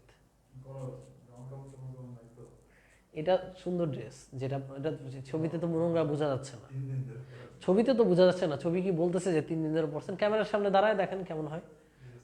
কোটিটা পরেন, সেদিন যে গেটাপে ছিলেন, এসিটা ছাড়েন, সুন্দর করে শুট করেন, ভালো হবে। এবার পিছিয়ে থাকলে পিছিয়েতেই থাকবে, বুঝছো? বলা বান, কোনো কাজ পিছানো যাবে না। রেডি? তো দেখো, যখন তুমি অন্য একটা পদার্থ ঢুকাই দিলাম মাঝখানে, ডাইইলেকট্রিক মানে অন্য যে কোনো পদার্থ, কাঁচ হতে পারে, অভ্র হতে পারে, রাবার হইতে পারে, মাঝখানে ঢুকাই দিলা, এর তো চার্জের মানের কোনো চেঞ্জ হয় নাই। চার্জের মানটা কিন্তু ফিক্স থাকবে। তাহলে চার্জ ফিক্স থাকবে, কিউ ফিক্স থাকবে। তাহলে সি হয়ে গেছে কত? আগে ছিল সি নট, ভি ছিল মনে করো ভি নট। এবার তুমি ডাইইলেকট্রিক ঢুকাই দিছো, ডাইইলেকট্রিক হলে সি এর যে সি নটের জায়গায় কি হয় তোমরা জানো? ডাইইলেকট্রিকের মান যদি হয় কে, তোমরা নিশ্চয়ই জানো কে ইজ ইকুয়াল টু, উপর হবে সি, নিচে হবে সি নট। এটা কি তোমরা জানো নাকি জানো না? আগেই জানিয়েছি। তাহলে সি সমান কত হবে? সি সমান হবে কে সি নট। তাহলে এখানে ডাইইলেকট্রিক ঢুকানোর পর সিভি লিখলাম, সি এর জায়গায় লিখতে পারবো কে ইন্টু সি নট। এটা যদি কে গুণ বাড়ে ভাই, দেখো আমার তো চার্জের মানটা আগের মতোই রাখতে হবে। তাহলে ভিটা কত হবে? ভিটা হবে ভি নট বাই কে। সন্দেহ আছে? এটা নিয়ে কোনো সন্দেহ আছে? বলো। আমার চার্জ কত ছিল আগে? কিউ।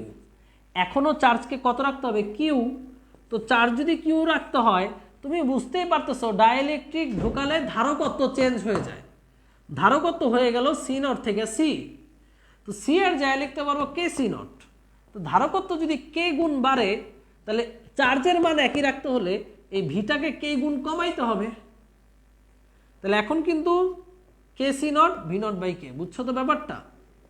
তাহলে ভাই এখন মানে যে যখন 5 গুণ হয়ে গেছে, যখন আমার সঞ্চিত শক্তি 5 গুণ হয়ে গেছে, তখন সিটা কত? সিটা হবে K C not.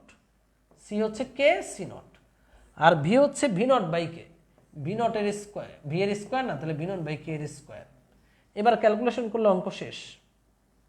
5 you naught মানে কত? Half C V square, sorry C naught V naught দাও, half C naught V naught square is equal to half K K C naught into V naught square by K square. একটাকে কাটা দিলে এখানে একটা K পড়ে থাকবে। Half half কুটুস কুটুস, সি নট কুটুস কুটুস, V naught square V naught কুটুস কুটুস, 1 by K is equal to 5। তাহলে কে সমান হবে 1 বাই 5। এটা কি বুঝতে পারছো নাকি বুঝো নাই কিছুই? এটা কও আগে আমারে। ব্যাপারটা খুবই সিম্পল। ধারক মানে হচ্ছে ডাইইলেকট্রিক ঢুকানোর আগে সঞ্চিত শক্তি U naught half C naught V naught square. Dielectric ঢুকাইছো, চার্জের চেঞ্জ হবে? হবে না। চার্জ তো আগে যা ছিল এখনো চার্জ তাই থাকবে রে ভাই। ডাইইলেকট্রিক তো আর তার মধ্যে কোনো চার্জ দিবে না। তো চার্জ যদি সেম রাখতে চাও, আগে ছিল এইটা, তাহলে পরে হয়ে গেছে চার্জ সেম রাখতে হবে। তাহলে কে ঢুকাইছো, মনে করো এখানে ঢুকাইছো কে, কে ম্যাটেরিয়ালস একটা, তো এই কে সি এর জায়গায় কে সি নট, এটা যদি একই রাখতে হয় তাহলে ভি নট বাই কে হইতে হবে বিভব। তাহলে সঞ্চিত শক্তি হয়ে যাবে কয় গুণ? 5 গুণ। চার্জের মান ফিক্স, বাট সঞ্চিত শক্তি কয় গুণ হবে? 5 গুণ। তাহলে 5 ইউ নট হচ্ছে সঞ্চিত শক্তি, half into K C naught into V naught by K এর হোল স্কোয়ার। কে এর মানটা আমরা পেয়ে গেলাম 1 বাই 5। এটাই তো সিম্পল।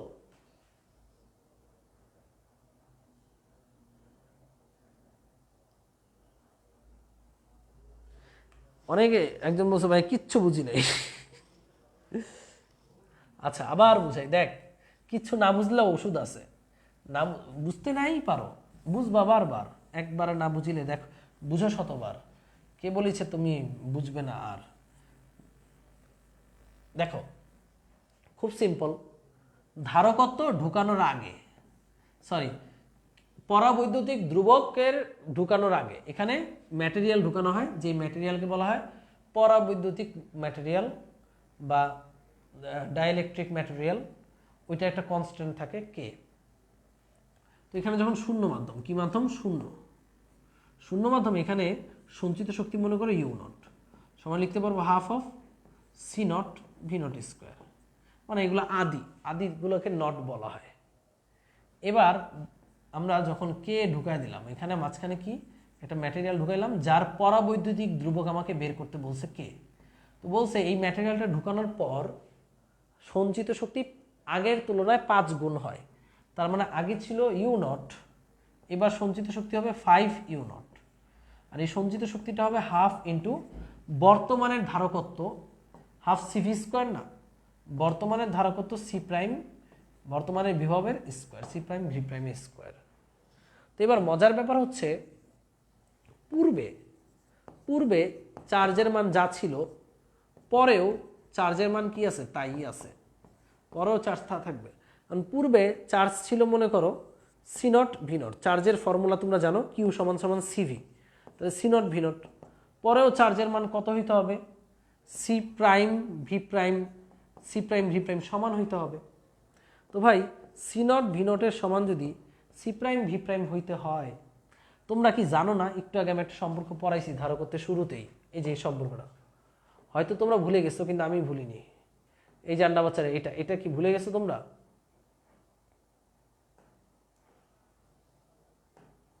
ভুলতে পারো, কিন্তু আমি ভুলি না। এই যে K is equal to C by C naught, এটা কি মনে আছে?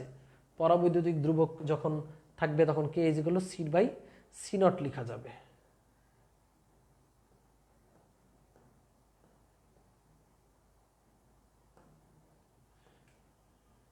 Kita happened.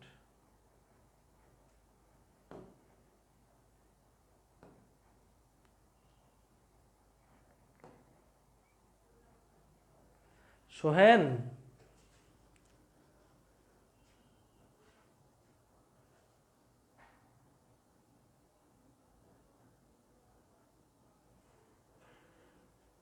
আচ্ছা অনেকে প্রশ্ন করতেছে ভাই বিভব কেন সমান হলো না? বলতেছি সোহান,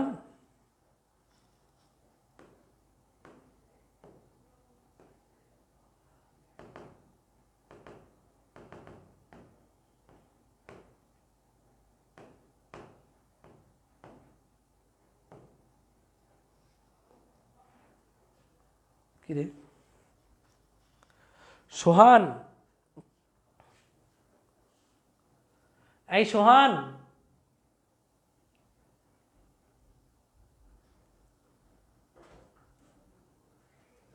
হুট করে কি হলো এটা জানো? স্লাইড আসে কিন্তু স্লাইড আসে না আমার, এই যে এই পাশে আসে, এগুলো আসে না কেন?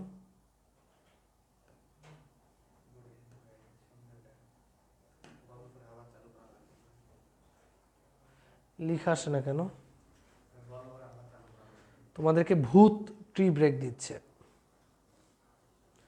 এটা চালু হচ্ছে না কেন এটা? আচ্ছা করো, কিভাবে কি করবা তাড়াতাড়ি করো একটু। 1 মিনিট, এটা ঠিক হতে থাকুক, 1 মিনিট সময় লাগবে।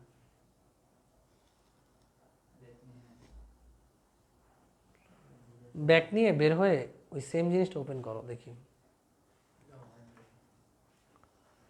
একজন বলছে ঢাকতে পারছি না, ঢাকতে না পারার কি আছে,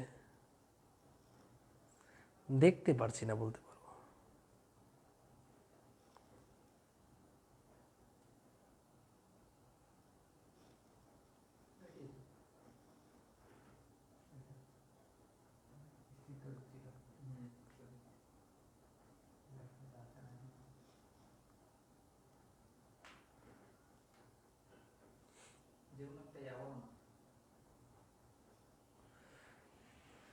ওকে, এটা তো এসএসসিটা চলে আসছে।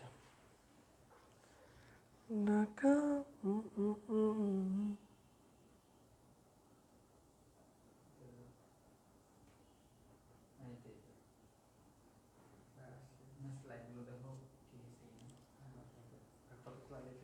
দাও দেখি।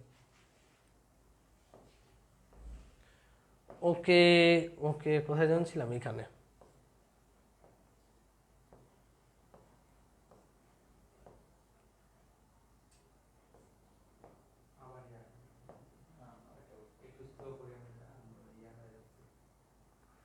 বুঝছি, একটু টাইম নিতে হবে তাই তো। ওকে, এই যে এই জায়গায় ছিলাম আমরা। আচ্ছা, অনেকে অনেক ধরনের কোয়েশ্চেন করছো, সবগুলো কোয়েশ্চেনের উত্তর আমি দিব, সমস্যা নেই। আগে দিকে তাকাও সবাই, look at this, look at this. এবার ভাইয়া অনেকে বলতে পারো যে ভাই বিভব চেঞ্জ হবে না? অবশ্যই হবে। দেখো, চার্জের মান ফিক্স যদি থাকতে হয়, এই সি প্রাইমকে কত হইতে হবে? এই জিনিসটাকে এটা সমান যদি হইতে হয়, তোমরা জানো কে ইজ ইকুয়াল টু, তোমরা কি এটা জানো না রে ভাই, যে কে ইজ ইকুয়াল টু উপরে হচ্ছে পরাবৈদ্যুতিক ধ্রুবক থাকা অবস্থায় ধারকত্ব ডিভাইডেড বাই শূন্য মাধ্যমের ধারকত্ব। তাহলে ভাই সি প্রাইম সমান কত হবে? K C naught, K C naught. তো সি প্রাইমের জায়গায় আমরা কি লিখতে পারবো? K C naught. তাহলে ভি প্রাইম সমান কত হবে? ভি প্রাইম সমান হবে সি নট কাটা, ভি প্রাইম সমান হবে V naught by K, V prime সমান হবে ভি নট বাই কে। ব্যাপারটা বুঝাইতে পারছি আমি? সি প্রাইম অবশ্যই কে সি নট হবে, এই ফর্মুলাটা তোমরা জানো। তাহলে ভি প্রাইম হবে ভি নট বাই কে। তো এটা পরাবৈদ্যুতিক ধ্রুবক দেওয়া অবস্থায়, তাহলে ভাই হাফ সি প্রাইমের জায়গায় হবে কে সি নট, আর ভি প্রাইমের জায়গায় হবে ভি নট বাই কে এর স্কোয়ার, অর্থাৎ V square by K square. এটা 5 ইউ নট। ইউ নট কত? এই যে আবার গেছে, কেন?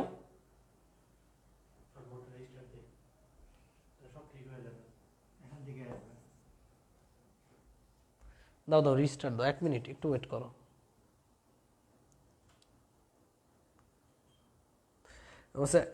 আজকে একবার আন্ডা বাচ্চা বললেন না। হ্যালো আন্ডা বাচ্চারা, পোলাপাইন মনোযোগ দে আগে, এগুলো তো মনোযোগ দিতে হবে, পরে আন্ডা বাচ্চা। কোন ডাইরে অ্যাংরি রিয়েক্ট দিতেছে?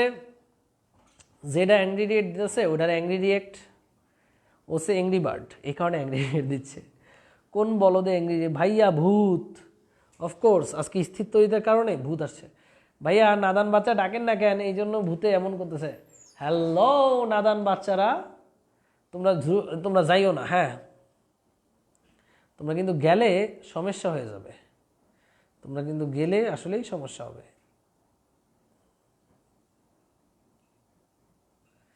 যেও না সাথী, যেও না মাই ডিয়ার রান্না বাচ্চাস। আমাদের বোর্ডটা রিস্টার্ট হচ্ছে।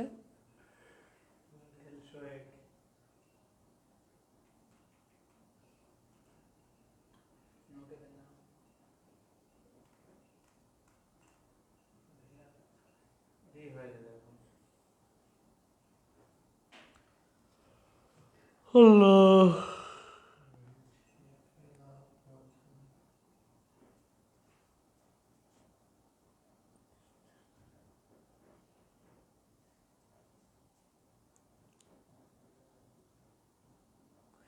আন্না বাচ্চা, তোমরা আন্না বাচ্চাগুলা কি পালাইতেছে না? এবার হ্যাং খাবে না?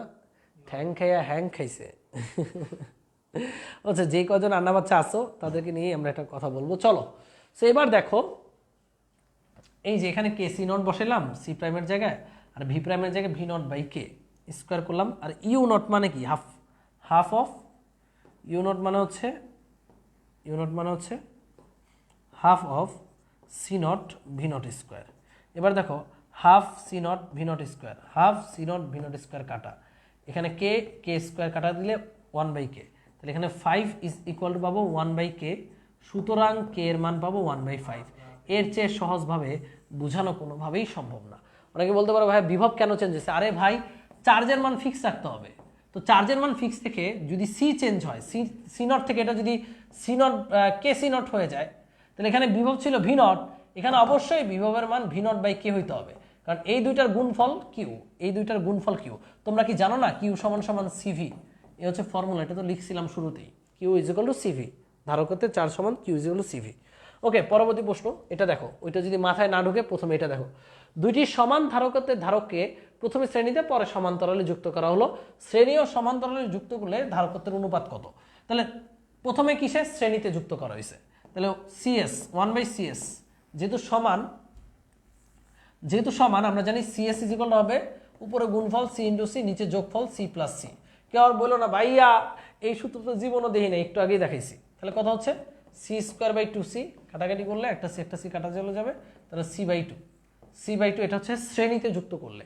আর সমান্তরালে যুক্ত করলে হবে c1 প্লাস c2 সমান যেহেতু 2c, তাই না? এই দুইটার অনুপাত চেয়েছে সিএস বাই সিপি, তাহলে সিএস বাই সিপি, সিএস মানে হচ্ছে c/2, সিপি মানে হচ্ছে 2c, তাহলে এই সি কাটা, এটা হবে 1/4। আবার কেউ 2 কাটটা দিও না ভাই, এই 2 কিন্তু নিচে আছে 1/4, তাহলে এর অনুপাত হবে 1:4।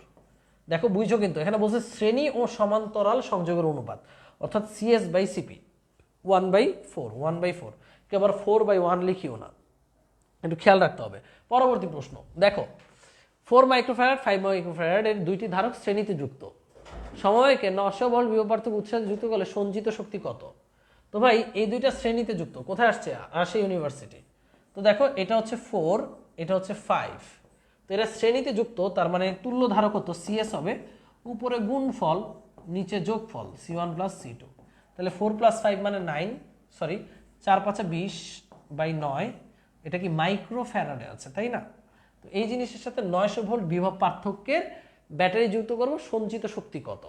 তো ভাই সঞ্চিত শক্তির ফর্মুলা কি? ইউ সমান হাফ সিএস ভি স্কোয়ার, তাহলে হাফ সিএস কত? 20/9, 20/9, এটার একক কি? মাইক্রোফ্যারাডে আছে যেহেতু 10⁻⁶, আর ভি মানে 900, 900 দুইবার হবে যেহেতু 900 স্কোয়ার, 900 × 900। তো কাটাকাটি করো, 2 দিয়ে 10কে কাটো, 10 × 2 = 20, 9 দিয়ে 900কে কাটো 100, 100 মানে 10 স্কোয়ার। ক্যালকুলেশন করলে অঙ্ক শেষ।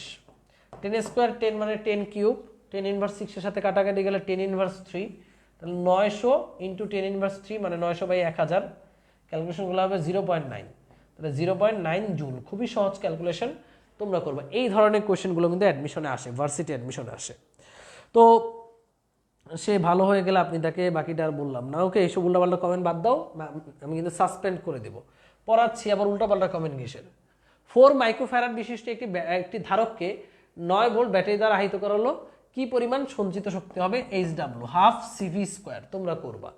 ওকে, দুটি সমমানের ধারককে সমান্তরাল অবস্থায় ভি ভোল্টেজ আহিত করা হলো, শ্রেণীর অবস্থায় সমান শক্তি সঞ্চিত রাখতে হলে কোন ভোল্টেজে আহিত করতে হবে? সমমানের ধারককে সমান্তরাল অবস্থায়, তো ধারকের ধারকত্ব ধরে নাও সি, সমান্তরাল হলে দুইটা C plus C is equal to 2c। তো এখন কি করা হয়েছে? ভি ভোল্টেজে আহিত করা হয়েছে, আহিত করলে সঞ্চিত শক্তি কত? তাহলে U1 ধরে নিচ্ছি হাফ সিভি স্কোয়ার, সি হচ্ছে 2c আর ভি হচ্ছে ভি স্কোয়ার, তাহলে কত হচ্ছে? 2 কাটা দিলে জাস্ট সিভি স্কোয়ার, তাই না? এটা হচ্ছে প্রথম অবস্থায়। এবার কি বলছে? এবার শ্রেণী অবস্থায় সঞ্চিত শক্তি একই রাখতে হলে কত ভোল্টেজ আহিত করতে হবে? তাহলে শ্রেণীতে করলে সি এস হবে উপরে গুণফল নিচে যোগফল, মানে C/2, যেহেতু সমান ক্যালকুলেশন করে দেখবা সিএস এর মান আসে C/2, ধারকত্ব যেহেতু সমান সিএস আসবে C/2। তাহলে আমার সঞ্চিত শক্তি একই থাকতে হবে, অর্থাৎ এটারও সঞ্চিত শক্তি U1 এর সমানই থাকতে হবে। তাহলে বিভব কত? তাহলে হাফ, তুমি এটার মান জানো, এটা হচ্ছে C/2, আর বিভবটা আমাদের বের করতে হবে, যেটার নাম আমি দিলাম V dash V prime square, তাই না? তো U1 এর মান কত ভাই? CV স্কোয়ার বসায় দাও, CV স্কোয়ার। এটা হচ্ছে আমাদের C/4, এটা হচ্ছে ভি প্রাইম স্কোয়ার, সিসি কাটা 4V স্কোয়ার। তাহলে ভি প্রাইম সমান √4V স্কোয়ার অর্থাৎ 2V। এই হচ্ছে আমাদের অ্যান্সার। বিভব পার্থক্য কয় গুণ করতে হবে? দ্বিগুণ করতে হবে। বিভব পার্থক্য দ্বিগুণ করতে হবে। ব্যাপারটা আবারও বুঝাই। সমান্তরালে যুক্ত অবস্থায় সঞ্চিত শক্তি যাহা, শ্রেণীতেও আমার সঞ্চিত শক্তি একই রাখতে হলে বিভব পার্থক্য কি করতে হবে? তো শ্রেণীতে সঞ্চিত শক্তি হয় C/2 into V prime, U1 এর সমান হবে CV স্কোয়ার। U1 মানে কত? CV স্কোয়ার, দেখতে পাচ্ছি এখান থেকেই বসায় আমরা দেখতে পেলাম। ভি প্রাইমের মান করতে হবে ডাবল, অর্থাৎ বিভব পার্থক্য হতে হবে 2 গুণ। একজন বলতেছে আবারও ভুল করা যাবে না, এগুলো ধীরে ধীরে করতে হবে, এগুলো পরীক্ষায় আসার মতো। সাস্টে আসছে তো একটু তেরা বেঁকা প্রশ্ন, হ্যাঁ সাস্টে আসছে। আমি আবারও বুঝাচ্ছি তোমাদেরকে, যারা বুঝবা না বারবার বুঝবা, কোনো সমস্যা নাই, কিন্তু পারতে হবে, বোঝার পর পারতে হবে। যে দেখো, যখন তারা সমান্তরালে ছিল তখন সঞ্চিত শক্তি কত ছিল? সমান্তরালে থাকলে সিপি সমান হবে C+C মানে 2C। তাহলে সঞ্চিত শক্তি হবে U1 half CV square, C হচ্ছে 2C, ভি মনে করো V0 স্কোয়ার, V0 ধরে নিলাম। তাহলে ক্যালকুলেশনগুলো পাবো C ইন্টু V0 স্কোয়ার। এটা হচ্ছে যখন কি সমান্তরালে। এবার যখন শ্রেণীতে, তখন CS ইকুয়াল কত? C/2 তুল্য ধারকত্ব, তখনও সঞ্চিত শক্তি হইতে হবে আগেরটার সমান, মানে এখনও সঞ্চিত শক্তি হইতে হবে U1 এর সমান। আমরা জানি সঞ্চিত শক্তি হাফ, ধারকত্ব কত? C/2 ইন্টু বিভব, যেটা আমরা বের করতে যাচ্ছি V2 মনে করো স্কোয়ার। এবার এই U1 এর মান C ইন্টু V0 স্কোয়ার বসাও, এখানে বাবা C/4 ইন্টু V2 স্কোয়ার। এবার সিসি কেটে দাও, V2 এর মান চলে আসবে 2V0, অর্থাৎ পূর্বের তুলনায় দ্বিগুণ করতে হবে। এটাই। পরবর্তী প্রশ্ন, চমৎকার প্রশ্ন, বুয়েট 12-13 এসেছে। বায়ুপূর্ণ সমান্তরাল পাত ধারকের ধারকত্ব 1 পিকোফ্যারাড। তো ধারকত্ব বলে দিছে 1 পিকোফ্যারাড, পিকো মানে 10^12, তাহলে 1 ইন্টু 10^12 ফ্যারাড। ওকে, এটা বলে দিছে। পাতের মধ্যবর্তী দূরত্ব দ্বিগুণ করে পাত দুটি, অর্থাৎ এটা ছিল আগে মনে করো এটা C0, এখন মধ্যবর্তী দূরত্ব কয় গুণ করেছি? দ্বিগুণ করেছি। এই যে পাত দুটি মনে করি এরকম ছিল ছোটখাটো, এবার মধ্যবর্তী দূরত্ব আমি একটু দ্বিগুণ করে দিছি। দ্বিগুণ করে মানে আগে দূরত্ব ছিল D, এখন দূরত্ব করে দিছো 2D। পাত দুটির মধ্যবর্তী স্থান মোম দ্বারা পরিপূর্ণ করলাম। এখানে কি দিছি? মোম। এখানে কি দিছি? হচ্ছে মোম, মানে কে দিছি। ফলে ধারকত্ব 2 হয়। এখন বর্তমান যে ধারকত্ব সেটা হচ্ছে C প্রাইম 2 পিকোফ্যারাড হচ্ছে, 2 পিকোফ্যারাড। মোমের ডাইইলেকট্রিক দুভক কত? খুবই সুন্দর প্রশ্ন, সহজ প্রশ্ন। আমরা বুঝতে পারছি এই প্রশ্ন কেমনে। ভাই এটা তো সহজ, K is equal to C prime by C0। তাহলে আমাদের K সমান কত, তাই না? C প্রাইম হচ্ছে 2, C0 হচ্ছে 1, 2/1 মানে 2। ভাই এটা নাকি বুয়েটের প্রশ্ন, কি পারবো না আমরা? বলো বুলো বুলো বুলো বুলো, এই ধরনের প্রশ্ন কিন্তু আসবে।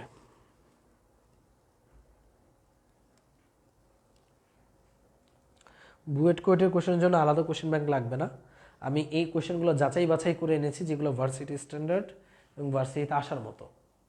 তো এগুলো পারলে হবে, আর কিছু লাগবে না। আমার কোশ্চেন ব্যাংক পড়ো, আমি যা দিচ্ছি তা পড়ো।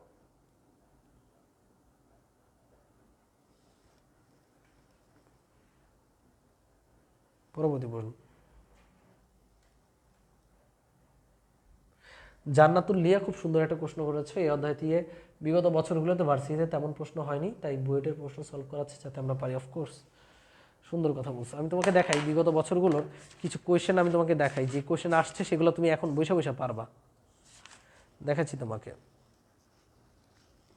অফকোর্স এটা না, তোমাদেরকে সকল ধরনের কোশ্চেন আমি সলভ করাচ্ছি যেন তোমরা ভার্সিটি অ্যাডমিশনের ক্যাপেবল হও। তোমাদেরকে একটা প্রশ্ন দেখে কিছু, এই দেখো, এগুলো তোমরা চোখ বুঝে পারবা। যেখানে যে প্রশ্নগুলো আছে ভাইয়া, যে চার্জ প্রদান করলে বিভব এত হলে ধারকত্ব কত হবে, কিউ সমান সিভি, বিভব এত হলে পরিবাহী ধারকত্ব, ভাইয়া এই যে কোয়েশ্চেনগুলো আসছে ভার্সিটি অ্যাডমিশনে, এগুলো তোমরা সব পারবা। সো আমরা একটু একটু তোমাদেরকে, আমি ফিজিক্সে আমি চেষ্টা করি, মানে সেই শুরু থেকেই চেষ্টা করেছি একটু স্ট্যান্ডার্ড লেভেল পড়াইতে, যেন তোমরা ভালো করতে পারো, ঠিক আছে, যেন তোমরা ভার্সিটি অ্যাডমিশনে চান্স পাও এবং ভালো মতোই চান্স পাও। পরবর্তী প্রশ্ন, সমান্তরাল পাত ধারকের দুই পাতের মধ্যে ডাইলেকট্রিক পূর্ণ করায় ধারকত্ব 5 থেকে বেড়ে 60 হয়। ডাইলেকট্রিক কত? বুঝতেই পারতেছো, 60/5 মানে 12। এটাও করালাম না, কারণ কে সমান C'/C0, C'/C0, এটা হচ্ছে 60/5, তার মানে 12। পরবর্তী কোয়েশ্চেনে চলে যাই। একটি সমান্তরাল পাত ধারকের প্রত্যেক পাতের ক্ষেত্রফল এত। এটা ক্যালকুলেটর ছাড়া আমি পারবো না, সো এটা তোমরা ক্যালকুলেটর দিয়ে করবা, কারণ এটা কুয়েট 15-16-তে আসছে, তখন ক্যালকুলেটর ইউজ হইতো। পাত ধারকের প্রত্যেক পাতের ক্ষেত্রফল এ বলে দিছে 1.56 ইন্টু 10⁶ মিলিমিটার স্কোয়ার। মিলিমিটার থেকে মিটার স্কোয়ারে নিতে হলে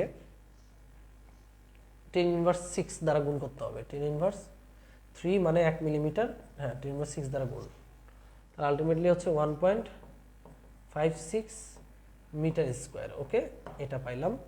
এবং পাতদ্বয় পরস্পরতে 2 সেন্টিমিটার দূরে অবস্থিত, তাহলে ডি হচ্ছে 2 সেন্টিমিটার অর্থাৎ 0.02 মিটার।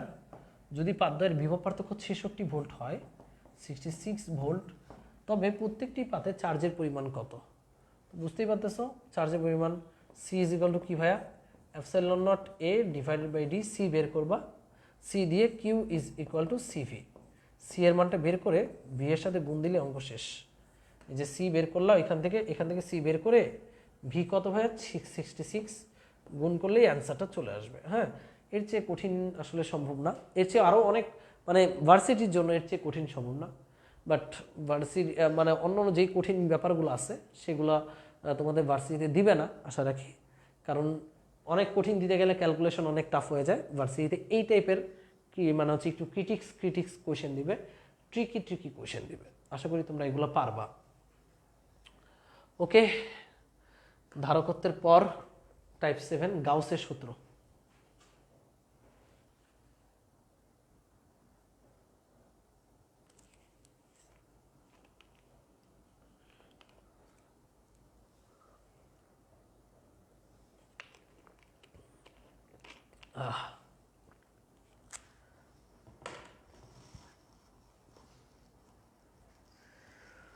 ওকে, গাউসের সূত্র ভাইয়া, এই যে গাউসের সূত্র, এই গাউসের সূত্রটা কি আসলে? গাউসের সূত্রের কিছু থিওরি আমার জানতে হবে। গাউসের সূত্রের প্রথম যে থিওরিটা সেটা হচ্ছে এই যে গাউসের সূত্র ভাইয়া, গাউসের সূত্রটা কি? গাউসের সূত্র হচ্ছে তড়িৎ ফ্লাক্স হবে, তড়িৎ ফ্লাক্স কি সেটাকে বুঝতে হবে, এত বোঝার টাইম নেই। এই মনে করো একটা তল, এই তল দিয়ে সাপোজ বলরেখা যাচ্ছে, তড়িৎ বলরেখা ই যাচ্ছে, তো মনে রাখবা এই ই এবং যে তলের ক্ষেত্রফলের যে ডট গুণন, তলের ক্ষেত্রফল হচ্ছে এ এবং ই, এটা যে ডট গুণন না, ই এবং তলের ক্ষেত্রফলের যে গুণফল, এই গুণফলটাই হচ্ছে আমাদের তড়িৎ ফ্লাক্স ফাই। অর্থাৎ ফাই হচ্ছে ই ইন্টু এ, ই ইন্টু এরিয়া, এখানে কস থেটা দেয়, থেটা হচ্ছে এরিয়া এবং ই এর মধ্যবর্তী কোণ, ই এ কস থেটা লিখতে পারবো আমরা ফাই। এটাকে বলা হয় তড়িৎ ফ্লাক্স, তড়িৎ ফ্লাক্স। এবার গাউসের সূত্রটা আসলে কি? গাউসের সূত্র হচ্ছে কোনো আবদ্ধ ক্ষেত্রের তড়িৎ ফ্লাক্স হচ্ছে ওই ক্ষেত্রের মধ্যে যতটুকু চার্জ আছে সেই চার্জের 1/ε0 গুণ। মানে এখানের ফ্লাক্স যদি হয় ফাই, তাহলে এখানে যে পরিমাণ চার্জ আছে কিউ, তার 1/ε0 গুণ, মানে এটাকে 1/ε0 দ্বারা গুণ দিলেই আমি ফ্লাক্সটা পাবো। এটা হচ্ছে আমাদের গাউসের সূত্র। তো গাউসের সূত্র থেকে এর আগে কোয়েশ্চেন আসেনি, বাট যদি আসে এই কারণে আমরা গাউসের সূত্রটা একটু জেনে রাখবো। ফাই সমান Q by epsilon naught. Phi এর বদলে কি লিখতে পারবো, ই এ কস থিটা লিখতে পারবো আমরা, যেখানে থিটা হচ্ছে প্রাবল্য এবং ক্ষেত্রফলের মধ্যবর্তী কোণ। সো ফাই সমান কিউ বাই এপসাইলন নট, এটা হচ্ছে আমাদের গাউসের ফর্মুলা। আর গাউসের ফর্মুলা থেকে কিছু জিনিস প্রমাণ করা যায়, সেই জিনিসগুলো একটু আমরা লিখব। এই মনে করো পাতলা আয়তাকার পাত, এই আয়তাকার পাতে চার্জ আছে। এই আয়তাকার পাত থেকে কিছুটা দূরত্ব আর দূরত্বে এই পয়েন্টে প্রাবল্য কত, এই পয়েন্টে প্রাবল্যের রাশিমালা হচ্ছে ই সমান sigma into sigma divided by 2 into epsilon naught, 2 into epsilon naught. আর যদি কে পরাবৈদ্যুতিক ধ্রুব থাকে তাহলে এপসাইলন নট কে। সিগমা হচ্ছে চার্জ ঘনত্ব, সিগমা কি ভাইয়া, চার্জ ঘনত্ব, সূত্র মুখস্থ করো, চার্জ ঘনত্ব, তাছাড়া উপায় নেই। সিগমা হচ্ছে চার্জ ঘনত্ব, যেটা লাস্ট ক্লাসে তোমরা পড়েছো, sigma into epsilon not. Okay, sigma into 2 into epsilon not. এটা হচ্ছে সমতল কোনো আয়তাকার পাত থেকে আর দূরত্বে প্রাবল্যের রাশিমালা sigma by 2 into epsilon naught. Sigma হচ্ছে চার্জ ঘনত্ব, এই সিগমা সমান লেখা যাবে কিউ বাই এ, মনে আছে তো, কিউ বাই এ মানে কি, Q by 4 pi R square. তো এই সূত্রটা আলাদা করে মুখস্থ রাখবা, এই একটা ফর্মুলা। আরেকটা ফর্মুলা হচ্ছে এটা, এটা একটা ব্যতিক্রমী ফর্মুলা, এই ব্যতিক্রমীগুলো কিন্তু প্রমাণ করা যায় ভাইয়া। এই মনে করেন একটা দণ্ড, এই দণ্ডটা চার্জিত দণ্ড, মনে করেন এখানে দণ্ডতে প্লাস চার্জ আছে। তো এই দণ্ড থেকে আর দূরত্বে প্রাবল্য, এই বিন্দুতে প্রাবল্য কত, এই সমান হবে 1/2 pi epsilon naught lambda by R, যেখানে ল্যামডা হচ্ছে একক দৈর্ঘ্যে চার্জের পরিমাণ, একক দৈর্ঘ্যে চার্জের পরিমাণ। এই ব্যতিক্রমগুলো একটু জেনে নাও। একক দৈর্ঘ্যে চার্জের পরিমাণ হচ্ছে আমাদের ল্যামডা, একক দৈর্ঘ্যে চার্জের পরিমাণ lambda, 2 pi epsilon naught lambda by R. And the most important যেটা, সেটা হচ্ছে তিনটা ফর্মুলাই, আমি কিন্তু বেশি দিচ্ছি না তোমাদেরকে। মোস্ট ইম্পর্টেন্ট হচ্ছে এটা, এটা হচ্ছে ধারক, দেখো এটা হচ্ছে প্লাস চার্জে আহিত আর এটা হচ্ছে মাইনাস চার্জে আহিত, ধারকের দুইটা পাত থাকে। তো এই যে মিডলে যে কোনো বিন্দুতে প্রাবল্য কত, মনে করো এই বিন্দুতে প্রাবল্য কত, কিংবা এই বিন্দুতে প্রাবল্য কত, কিংবা এই বিন্দুতে প্রাবল্য কত। তো ধারকের মিডলে যে কোনো বিন্দুতে প্রাবল্য ই ইজ ইকুয়াল টু হচ্ছে সিগমা বাই এপসাইলন নট, যদি কে থাকে তাহলে এপসাইলন নট কে, এটাই। সো তিনটা ফর্মুলা, আমাদের এই তিনটা ফর্মুলা জানতে হবে। আমি আবারও বলি, চার্জিত দণ্ড থেকে আর দূরত্বে প্রাবল্য 1/2 pi epsilon naught lambda by R. Lambda হচ্ছে একক দৈর্ঘ্যে চার্জ, ধারকের মাঝখানে যে কোনো বিন্দুতে প্রাবল্য, যদি বলে এখানে প্রাবল্য কত, ওইটা সিগমা বাই এপসাইলন নট কে। আর একটা পাত, এটা গামছার মতো ভাবতে পারো, একটা পাত চার্জিত, পাত থেকে আর দূরত্বে প্রাবল্য sigma by 2 into epsilon naught K, বা 2 ইন্টু এপসাইলন নট ভাবতে পারো। এটা হচ্ছে sigma by epsilon naught, K যদি থাকে কে গুণ করবা, এটাই তো সিম্পল ব্যাপার। আর দণ্ড থেকে আর দূরত্বে ল্যামডা বাই আর। পরীক্ষায় প্রশ্ন আসবে ঢাকা ভার্সিটিতে এভাবে, যে দণ্ড থেকে কোনো একটা দূরত্বে প্রাবল্য কিভাবে পরিবর্তিত হয়, তখন কিন্তু বলতে হবে আর ইনভার্স 1 আকারে পরিবর্তিত হয়। এটা কিন্তু মাথায় রেখো। দ্বিমেরুর বেলায় কেমন হইতো, দ্বিমেরুর বেলায় আর ইনভার্স 3। নর্মাল কন্ডিশন কি, নর্মাল কন্ডিশন হচ্ছে আর ইনভার্স 2। আর এই দণ্ডের বেলায় আর ইনভার্স 1। এই জিনিসগুলো কিন্তু পরীক্ষায় আসবে ঢাকা ইউনিভার্সিটিতে, সূত্র না জানলে পারবা না, এটা কিচ্ছু করার নাই। এই তিনটা ফর্মুলা মুখস্থ রাখতেই হবে।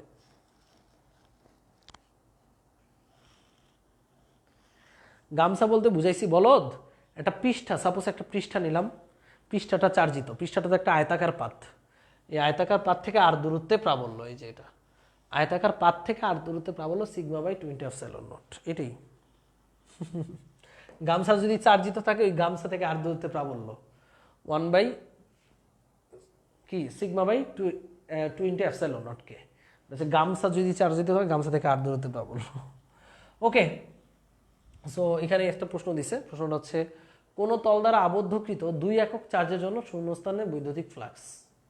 চার্জের পরিমাণ বলে দিছে কিউ, 2 একক তল দ্বারা আবদ্ধ, তার মানে বুঝতে পারতেছো phi is equal to Q by epsilon naught. তাহলে কিউ কত, জিএসটিতে আসছে দেখছো, কিউ হচ্ছে 2, এপসাইলন নট হচ্ছে 8.854 ইন্টু 10 ইনভার্স 12, 10 ইনভার্স 12 কে উপরে উঠালে 10 টু দি পাওয়ার 12 হয়ে যাবে, আর 8.854/2 মানে 4, তাহলে 0.25 ইন্টু 10 টু দি পাওয়ার 12, এই যে এখানে 1/4 থাকে 0.25 ধরে নিছি। ও এখানে তো ডিরেক্ট এইভাবেই দেওয়া আছে, আরে ভাই কোনো ব্যাপার না তো, তাহলে তো আমাদের আর কোনো ক্যালকুলেশন করতেই হচ্ছে না। দেখছো তোমাদের ভার্সিটি অ্যাডমিশন কত সহজ করে দেয়। যারা গাউসের সূত্র পড়ে নাই তারা তো বাস খাইছে 20-21 সালে, তোমরা আবার বাস খাও না। কিউ ইন্টু এপসিলন নট, কি হচ্ছে 2 ডিভাইডেড বাই এপসিলন নট, এটা হচ্ছে অ্যান্সার 2/এপসিলন নট, তার মানে অ্যান্সার হচ্ছে ডি, এটাই 2 divided by epsilon naught. Very good. পরবর্তী প্রশ্ন, বায়ুতে একটি সমান্তরাল পাত ধারকের প্রতি পাতে চার্জের তলমাত্রিক ঘনত্ব এত, ধারকের অভ্যন্তরে কে এত হলে তড়িৎ প্রাবল্য কত? একটা সমান্তরাল পাতের জন্য তড়িৎ প্রাবল্য, তাই না? বায়ুতে একটি সমান্তরাল পাত ধারক, তাহলে পাত ধারকের পদার্থ পরিমাণের তড়িৎ প্রাবল্য কত? চার্জের তলমাত্রিক ঘনত্ব বলে দিছে।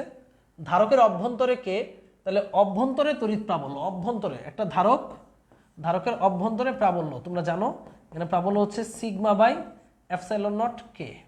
মানগুলো বসাবো। সিগমা কত? সিগমা হচ্ছে কত? সিগমা হচ্ছে তোমার সিগমা কত? তলমাত্রিক ঘনত্ব দিছে এই যে এটা, যে 8.854 ইন্টু 10 ইনভার্স 12, এটার মান দিছে সিগমা। এপসাইলন নটের মানও সিগমার মানের সমান। কে এর মান কত? 5, তার মানে 1/5, 1/5 মানে 0.2। ক্যালকুলেশন এইভাবেই আসবে। সিগমার মান বলে দিছে এইটা, এপসাইলন নটের মানও এইটা, কাটাকাটি, তাহলে 1/5 মানে 0.2 নিউটন পার কুলম। এটাই তো প্রাবল্য, এটাই এই ধরনের কোশ্চেনই আসে। সো আলটিমেটলি গত ক্লাসে আমরা যেটা বাকি রাখছিলাম সেটা একটু মনে করাই তোমাদেরকে। আমাদের এই অধ্যায় শেষ, মানে গত ক্লাসের বাকি টপিক বাদে এই অধ্যায় শেষ। বাকি টপিক ছিল গোলাকার পরিবাহীর বিভব ও প্রাবল্য। এটা একটু লিখবো আমরা, গোলাকার পরিবাহীর বিভব ও প্রাবল্য গত ক্লাসের টপিক। আজকে ক্লাসের টপিক শেষ, এই অধ্যায়ও শেষ। সো এই অধ্যায় শেষ বলতে ভালো করেই শেষ হয়েছে, একদম A to Z পড়িয়েছি আমরা। গোলাকার পরিবাহীর বিভব ও প্রাবল্য, এটা কিন্তু ধারক না, গোলাকার পরিবাহী। মনে করতে পারো এটা হচ্ছে ফুটবল, ধাতব ফুটবল। তুমি যখন ভাই এটাতে চার্জ দিবা, মনে রাখবা চার্জগুলো কোথায় চলে আসে? পৃষ্ঠে চলে আসে। কোথায় চলে আসে ভাইয়া? পৃষ্ঠে। তো আমরা কল্পনা করে নেই এই চার্জগুলোর বলরেখা গিয়ে যেহেতু সেন্টারেই মিলে, আমরা কল্পনা করে নেই সমস্ত চার্জ সেন্টারে আছে। সমস্ত চার্জ কোথায় আছে? সেন্টারে আছে। তো আমি বলতেছি এই গোলকের বাহিরে, অর্থাৎ এই হচ্ছে বাহিরে, এই আউটসাইডে কোনো একটা বিন্দুতে প্রাবল্য কত? অলওয়েজ মনে রাখবা ডিস্টেন্সটা নিতে হবে সেন্টার থেকে। কোত্থেকে? সেন্টার থেকে। এই দূরত্ব যদি হয় আর, তাহলে এই বিন্দুতে প্রাবল্য হবে 1/4 পাই এপসাইলন নট, এখানে মোট charge Q divided by R square. এটা কোনো সমস্যা নেই, নর্মাল সূত্র। এবার আমি যদি বলি এই গোলকের পৃষ্ঠে, মানে এই পয়েন্টে প্রাবল্য কত? এটা কি পৃষ্ঠের ডিস্টেন্স মনে করো স্মল আর, তাহলে এখানে প্রাবল্য হবে E is equal to 1/4 pi epsilon naught Q by small R square, তাই না? এবার আমি যদি তোমাকে বলি যে ভাইয়া ঠিক এই ভেতরে প্রাবল্য কত, এই যে এই বেগুনি পয়েন্টটা তো ভেতরে, তাহলে ভেতরে প্রাবল্য কত? অবশ্যই তোমরা উত্তর দিবা 0। কেন ভাইয়া? কারণ খেয়াল করো, প্রাবল্য মানে হচ্ছে 1 কুলম্ব চার্জের উপর ক্রিয়াশীল বল। তো ভেতরে যখন এই বিন্দুতে একটা 1 কুলম্ব চার্জ রাখবা, চারিদিকে কি সমানভাবে চার্জ বন্টন করা আছে না? তো এই চার্জগুলো ওকে যেই বলে ঠেলা দিবে, এই চার্জগুলো একই বলে ঠেলা দিবে। মানে ভাবতে পারো যে একটা চোরকে ভেতরে রেখা চারদিক থেকে তোমরা টানতেছো, একই বলে টানতেছো, তো আলটিমেটলি চোরটার কি জায়গার কোনো স্মরণ ঘটবে? ঘটবে না। তো আলটিমেটলি চোরটা কি জায়গায় স্থির থাকবে? কোমরে দড়ি বেঁধে আমাকে যদি দুই দিক থেকে টান দাও একই বলে, আমি কি নড়বো না। সো চারদিক থেকে যদি একই বলে টান দাও আমি তো নড়বো না, নিট বল 0 হবে। সো আলটিমেটলি গোলকের অভ্যন্তরে যে কোনো বিন্দুতে প্রাবল্য 0।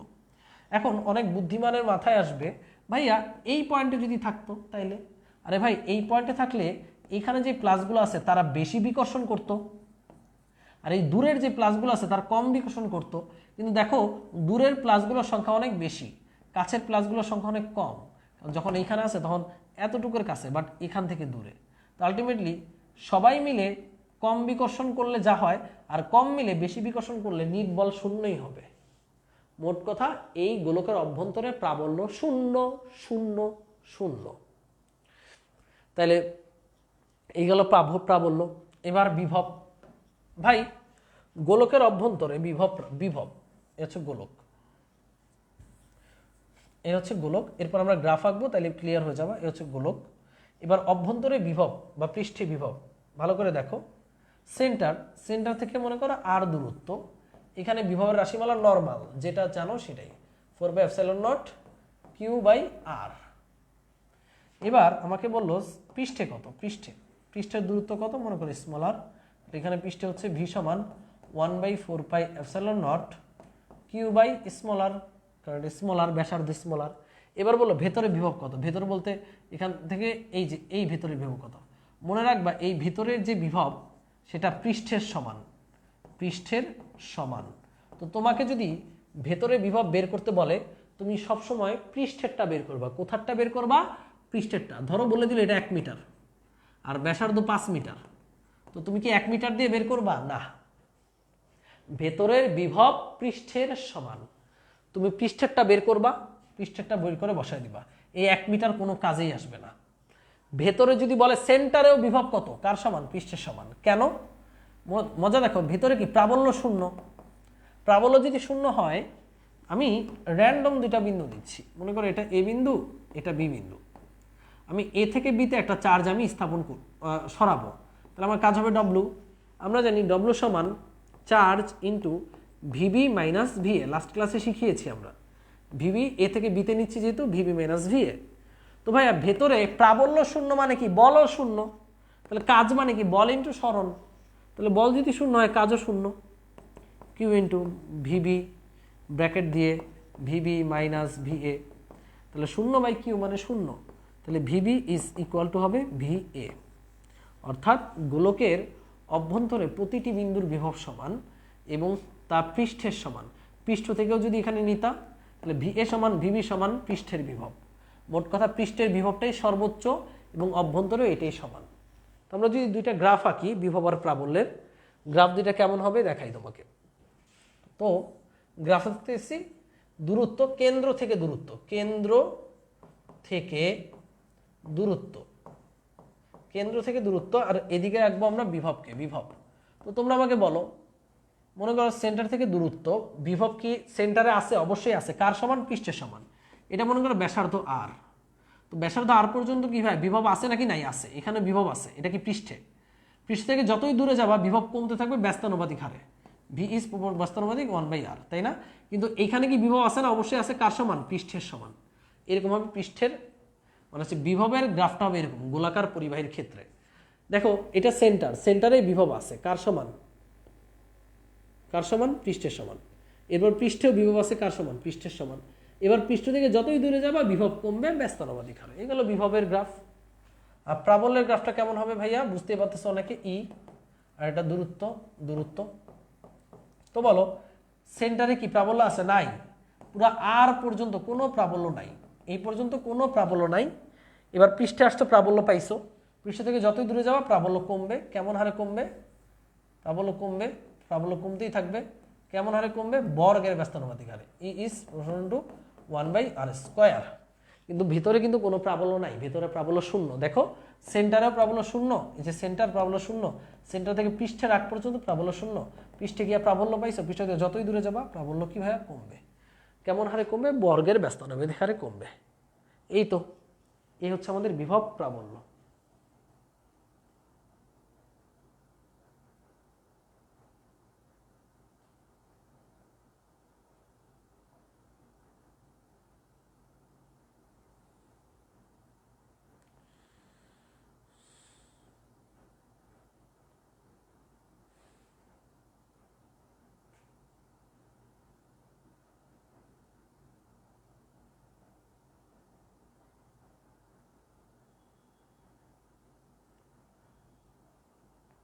আমি এদিকে পড়াচ্ছি, তার ওদিকে ফাইজলামি কথাবার্তা। হ্যাঁ, JH Mithun, you are suspended.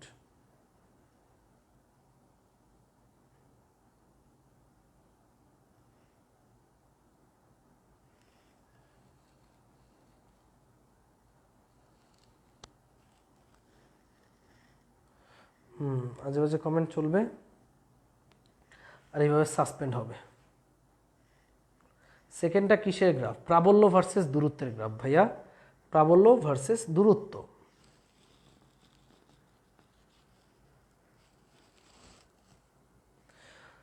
ওকে ভাই, এই 2 মান কষ্ট করে কি ডিউতে সিট পাওয়া যাবে? অবশ্যই যাবে, কষ্ট করলেই সিট পাবা, কষ্ট করলেই ক্যাস্ট মিলে।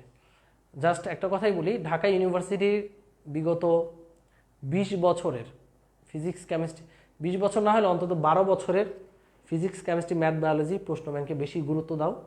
আর আমি জাস্ট একটা কথাই, মানে হচ্ছে চান্স ফর গেটিং চান্স, চান্সের জন্য তোমার আসলে কি করতে হবে? চান্সের জন্য বিগত ডিইউ বিগত 15 বছর, 15 years physics chemistry math bio question solve করো উড়াধুরা, এটা উড়াধুরা উড়াধুরা উড়াধুরা সলভ হবে, উড়াধুরা। এরপর আমাদের ক্লাস লেকচার, এই দুইটা যে কমপ্লিট করবে সে চান্স পাবে। এই দুইটা যে কমপ্লিট করবে সে ঢাকা ভার্সিটিতে ভালো একটা সাবজেক্টে চান্স পাবে। ডিইউ এর জন্য অনলি ডিইউই, ডিইউ এর পরেরটা বোঝা যাবে।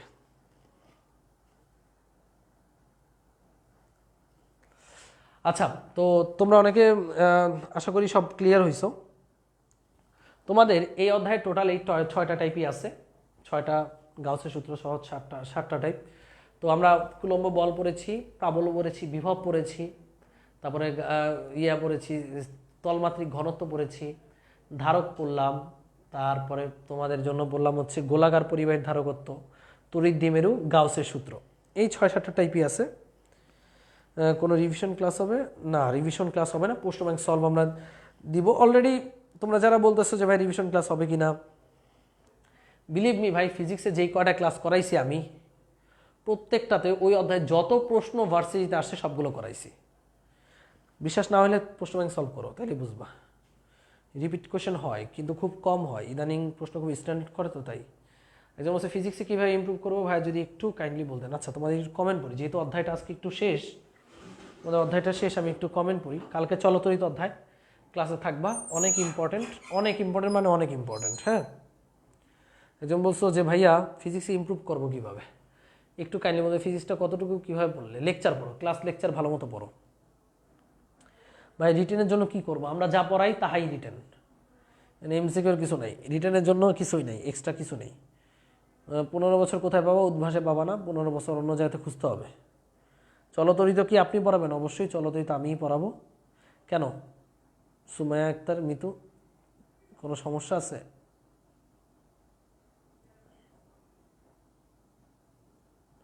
আমি A+ পাইনি, তাই কষ্টকে আমি শক্তিতে রূপান্তর করছি।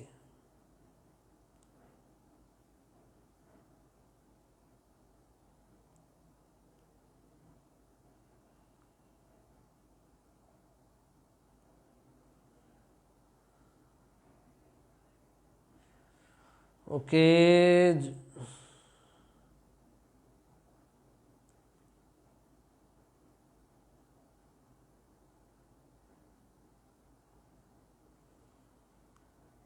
15 বছর আসলে কোথাও সাজানো নাই।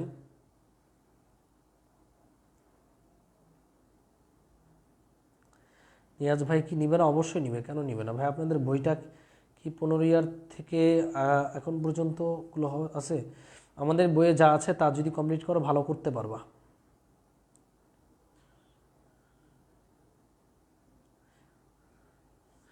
ভাই আগের স্লাইডটা একটু দেখি, যে আগের স্লাইড,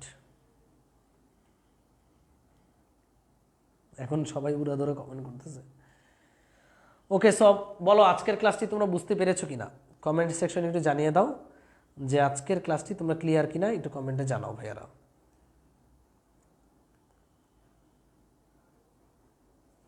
সকল টাইপ সকলভাবেই কমপ্লিট করা হয়েছে ভাই। আমি পদার্থবিজ্ঞান বাদে সব বিষয় মোটামুটি পারি, সব ক্লাসও করেছি, তারপরে মনে হয় আমি পদার্থ পারি না। আপনি এটা সব প্রশ্ন সলভ কন্টিনিউ করবেন না? ইউটিউবে সকল প্রশ্ন 12 বছরের প্রশ্ন সলভ অলরেডি দেওয়া হয়ে গেছে রে ভাই, কমপ্লিট কি করব? খালি চলতরিত বাকি আছে। আলহামদুলিল্লাহ ক্লিয়ার, অনেক ভালো বুঝছি, ভেরি গুড ভাই। ফিজিক্সের কোন সূত্র কোথায় ইউজ করতে হবে বুঝতে প্রবলেম হয়, এটা প্র্যাকটিস করতে করতে ঠিক হয়ে যাবে, প্র্যাকটিস করতে হবে অনেক বেশি, অনেক ভালোভাবেই বুঝছি। Very good, very good. আমি জাস্ট এটুকু বলি, দেখো তোমাদের ক্লাস কন্টেন্টটা আমি চেষ্টা করি যে একদম জিরো থেকে শুরু করে হাই লেভেল পর্যন্ত রাখা, যেন ভার্সিটিতে এর বাইরে না আসে। কারণ গত বছর ঢাকা ভার্সিটি কিন্তু ভালো একটা খেলা দেখায় দিছে। তো তোমরা যারা ভাবো যে ভাই বুয়েট কেন করান, কুয়েট কেন করান, আরে ভাই আমি তো বুয়েট কুয়েটের এমন কোশ্চেন করাচ্ছি না যেগুলো একদম অনেক 2-3 পৃষ্ঠা হয়ে যাচ্ছে, যেগুলো ঢাকা ইউনিভার্সিটিতে আসার মতো সেগুলোই করাচ্ছি। সো ওগুলা তোমাদের জন্য করাচ্ছি, তোমাদের ভালোর জন্য। তোমাদেরকে বেশি পড়াইলেও সমস্যা, আবার কম পড়াইলেও বলো কন্টেন্ট দিই না, হ্যান ত্যান ম্যান ম্যান। বাট এই টার্গেট ডিউতে আমি জাস্ট এটুকু বিশ্বাস করে ক্লাস নিই, আমি এটুকু মনে রেখে ক্লাস নিই যে আমি যা ক্লাস নিব এর বাইরে যেন ঢাকা ইউনিভার্সিটি কিছু না দিতে পারে, ঢাকা ইউনিভার্সিটি প্রশ্নের কিছু না দিতে পারে। অন্তত স্টুডেন্টরা যেন কোয়েশ্চেন দেখলে বলে যে ইয়াসিন ভাই পড়াইছিল, সে না পারুক, সে যেন বলে পড়াইছিল, এটাই। বলছে কনফিডেন্স পাচ্ছি না ডিউতে এক্সাম দেওয়ার। কেন কনফিডেন্স পাবো না ভাই? একটা simple exam. Maximum student Dhaka ইউনিভার্সিটিতে মানে হচ্ছে ভালো স্টুডেন্ট অনেক চান্স পায় না, ইভেন ফেল করে এই কনফিডেন্সের অভাবে। তারা যেমন আমার একটা স্টুডেন্ট ছিল মিরপুরের, খুবই ভালো স্টুডেন্ট, ছেলেটা মানে ভালো জায়গায় চান্স পাওয়ার মতো, বাট তার এইচএসসির গোল্ডেন এ প্লাস আসেনি ওই বছর। সে যেন মনে হয় ইংলিশে মিস করেছিল, ওই বছর সে বুয়েট এক্সাম দিতে পারে নাই। বুয়েটে তার হয়ে যেত, দিলে হয়ে যেত আমি জানি, কারণ অনেক ভালো স্টুডেন্ট, এক্সামে টপ করতো উদ্ভাসের এক্সামগুলোতে। তো ওই ছেলেটা পরে বুয়েটে পরীক্ষা না দিতে পেরে তার মনটা খারাপ হয়, তো সে ঢাকা ইউনিভার্সিটিতে যায়, সে নার্ভাসনেস নিয়ে নিয়ে এক্সাম দেয়, সে বুয়েটে পারলো না এই চিন্তা মাথায় রেখে এক্সাম দেয়, এবং সে বাসায় এসে কান্নাকাটি করে বলতেছে যে ভাইয়া আমি ঢাকা ইউনিভার্সিটির কোয়েশনে ফেল করব। পরে আমি বললাম যে এখন কোয়েশনটা দেখো, বলতেছে এখন কোয়েশনে সব পানি লাগতেছে, আমি এখন সব পারবো, কিন্তু পরীক্ষার হলে আমি দাগাইতেই পারি না, আমি ফেল করব, আমি ভয়ে দাগাইতে পারি না, যেমন বুয়েট হয় না, আমার যদি ঢাকা ভার্সিটি না হয় এইভাবে ভয়ে আমি দাগাইতে পারি না, আমি করবো ফেল। বাট এখন কোয়েশ্চেন একদম পানি লাগতেছে। সো ওর ওইখানে কেন এরকম মনে হলো ভাইয়া জানো? একটাই কারণ, সেটা হচ্ছে নার্ভাসনেস।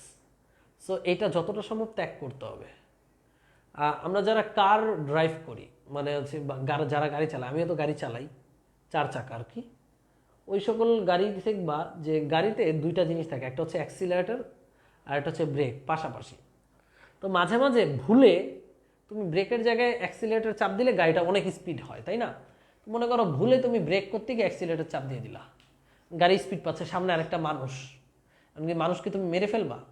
এই মেরে না ফেলার জন্য তুমি কিন্তু ভাইয়া তখন ব্রেক চাপতে চাও, কিন্তু ম্যাক্সিমাম সময়ই তখন ব্রেক হয় না, ওই ব্রেক চাপতে গিয়ে আরও জোরে অ্যাক্সিলারেটর চাপা হয়, আরও জোরে গিয়ার দেওয়া হয়। কেন? মানুষ কি বলদ? বলদ না, কিন্তু ওই সময় তার নার্ভাসনেস এত হাই লেভেলে চলে যায়, সে ব্রেকের জায়গায় আন্দাজে অ্যাক্সিলারেটর চাপ মারে। সো এই সিম্পল ব্যাপারটাই যখন নার্ভাসনেসে উল্টা যায়, ঢাকা ভার্সিটি কোয়েশ্চেন তো ভাইয়া আরও নার্ভাসনেস ফিল হবেই। সো এই নার্ভাসনেস থেকে বাঁচার উপায় একটাই, প্র্যাকটিস মোর অ্যান্ড মোর। নিজে নিজে এক্সাম দাও, যত পারো এক্সাম দাও, টাইম ধরো 30 মিনিট, 30 মিনিটের মধ্যে যতগুলো একটা কোশ্চেন সিলেক্ট করো, যেই করে কোশ্চেন আমি শেষ করবো, কোশ্চেন দাগাও, উড়া ধরে দাগাও। প্রশ্ন ব্যাংকের মধ্যে তুমি নিজে নিজে সলভ করো, লিখে লিখে সলভ করো, প্রশ্ন ব্যাংকের প্রত্যেকটা কোনায় কোনায় যেন তোমার কলমের দাগ থাকে, এটাই হচ্ছে কাজ। ঠিক আছে, ওকে। সো ভালো থাকো, কালকে চলতরিত নিয়ে ইনশাল্লাহ সবার সাথে দেখা হবে। চলতরিতের চরম চরম সার্কিট আমরা সলভ করবো। ভাই ভালো থাকো, সুস্থ থাকো, আল্লাহ হাফেজ, লাভ ইউ অল।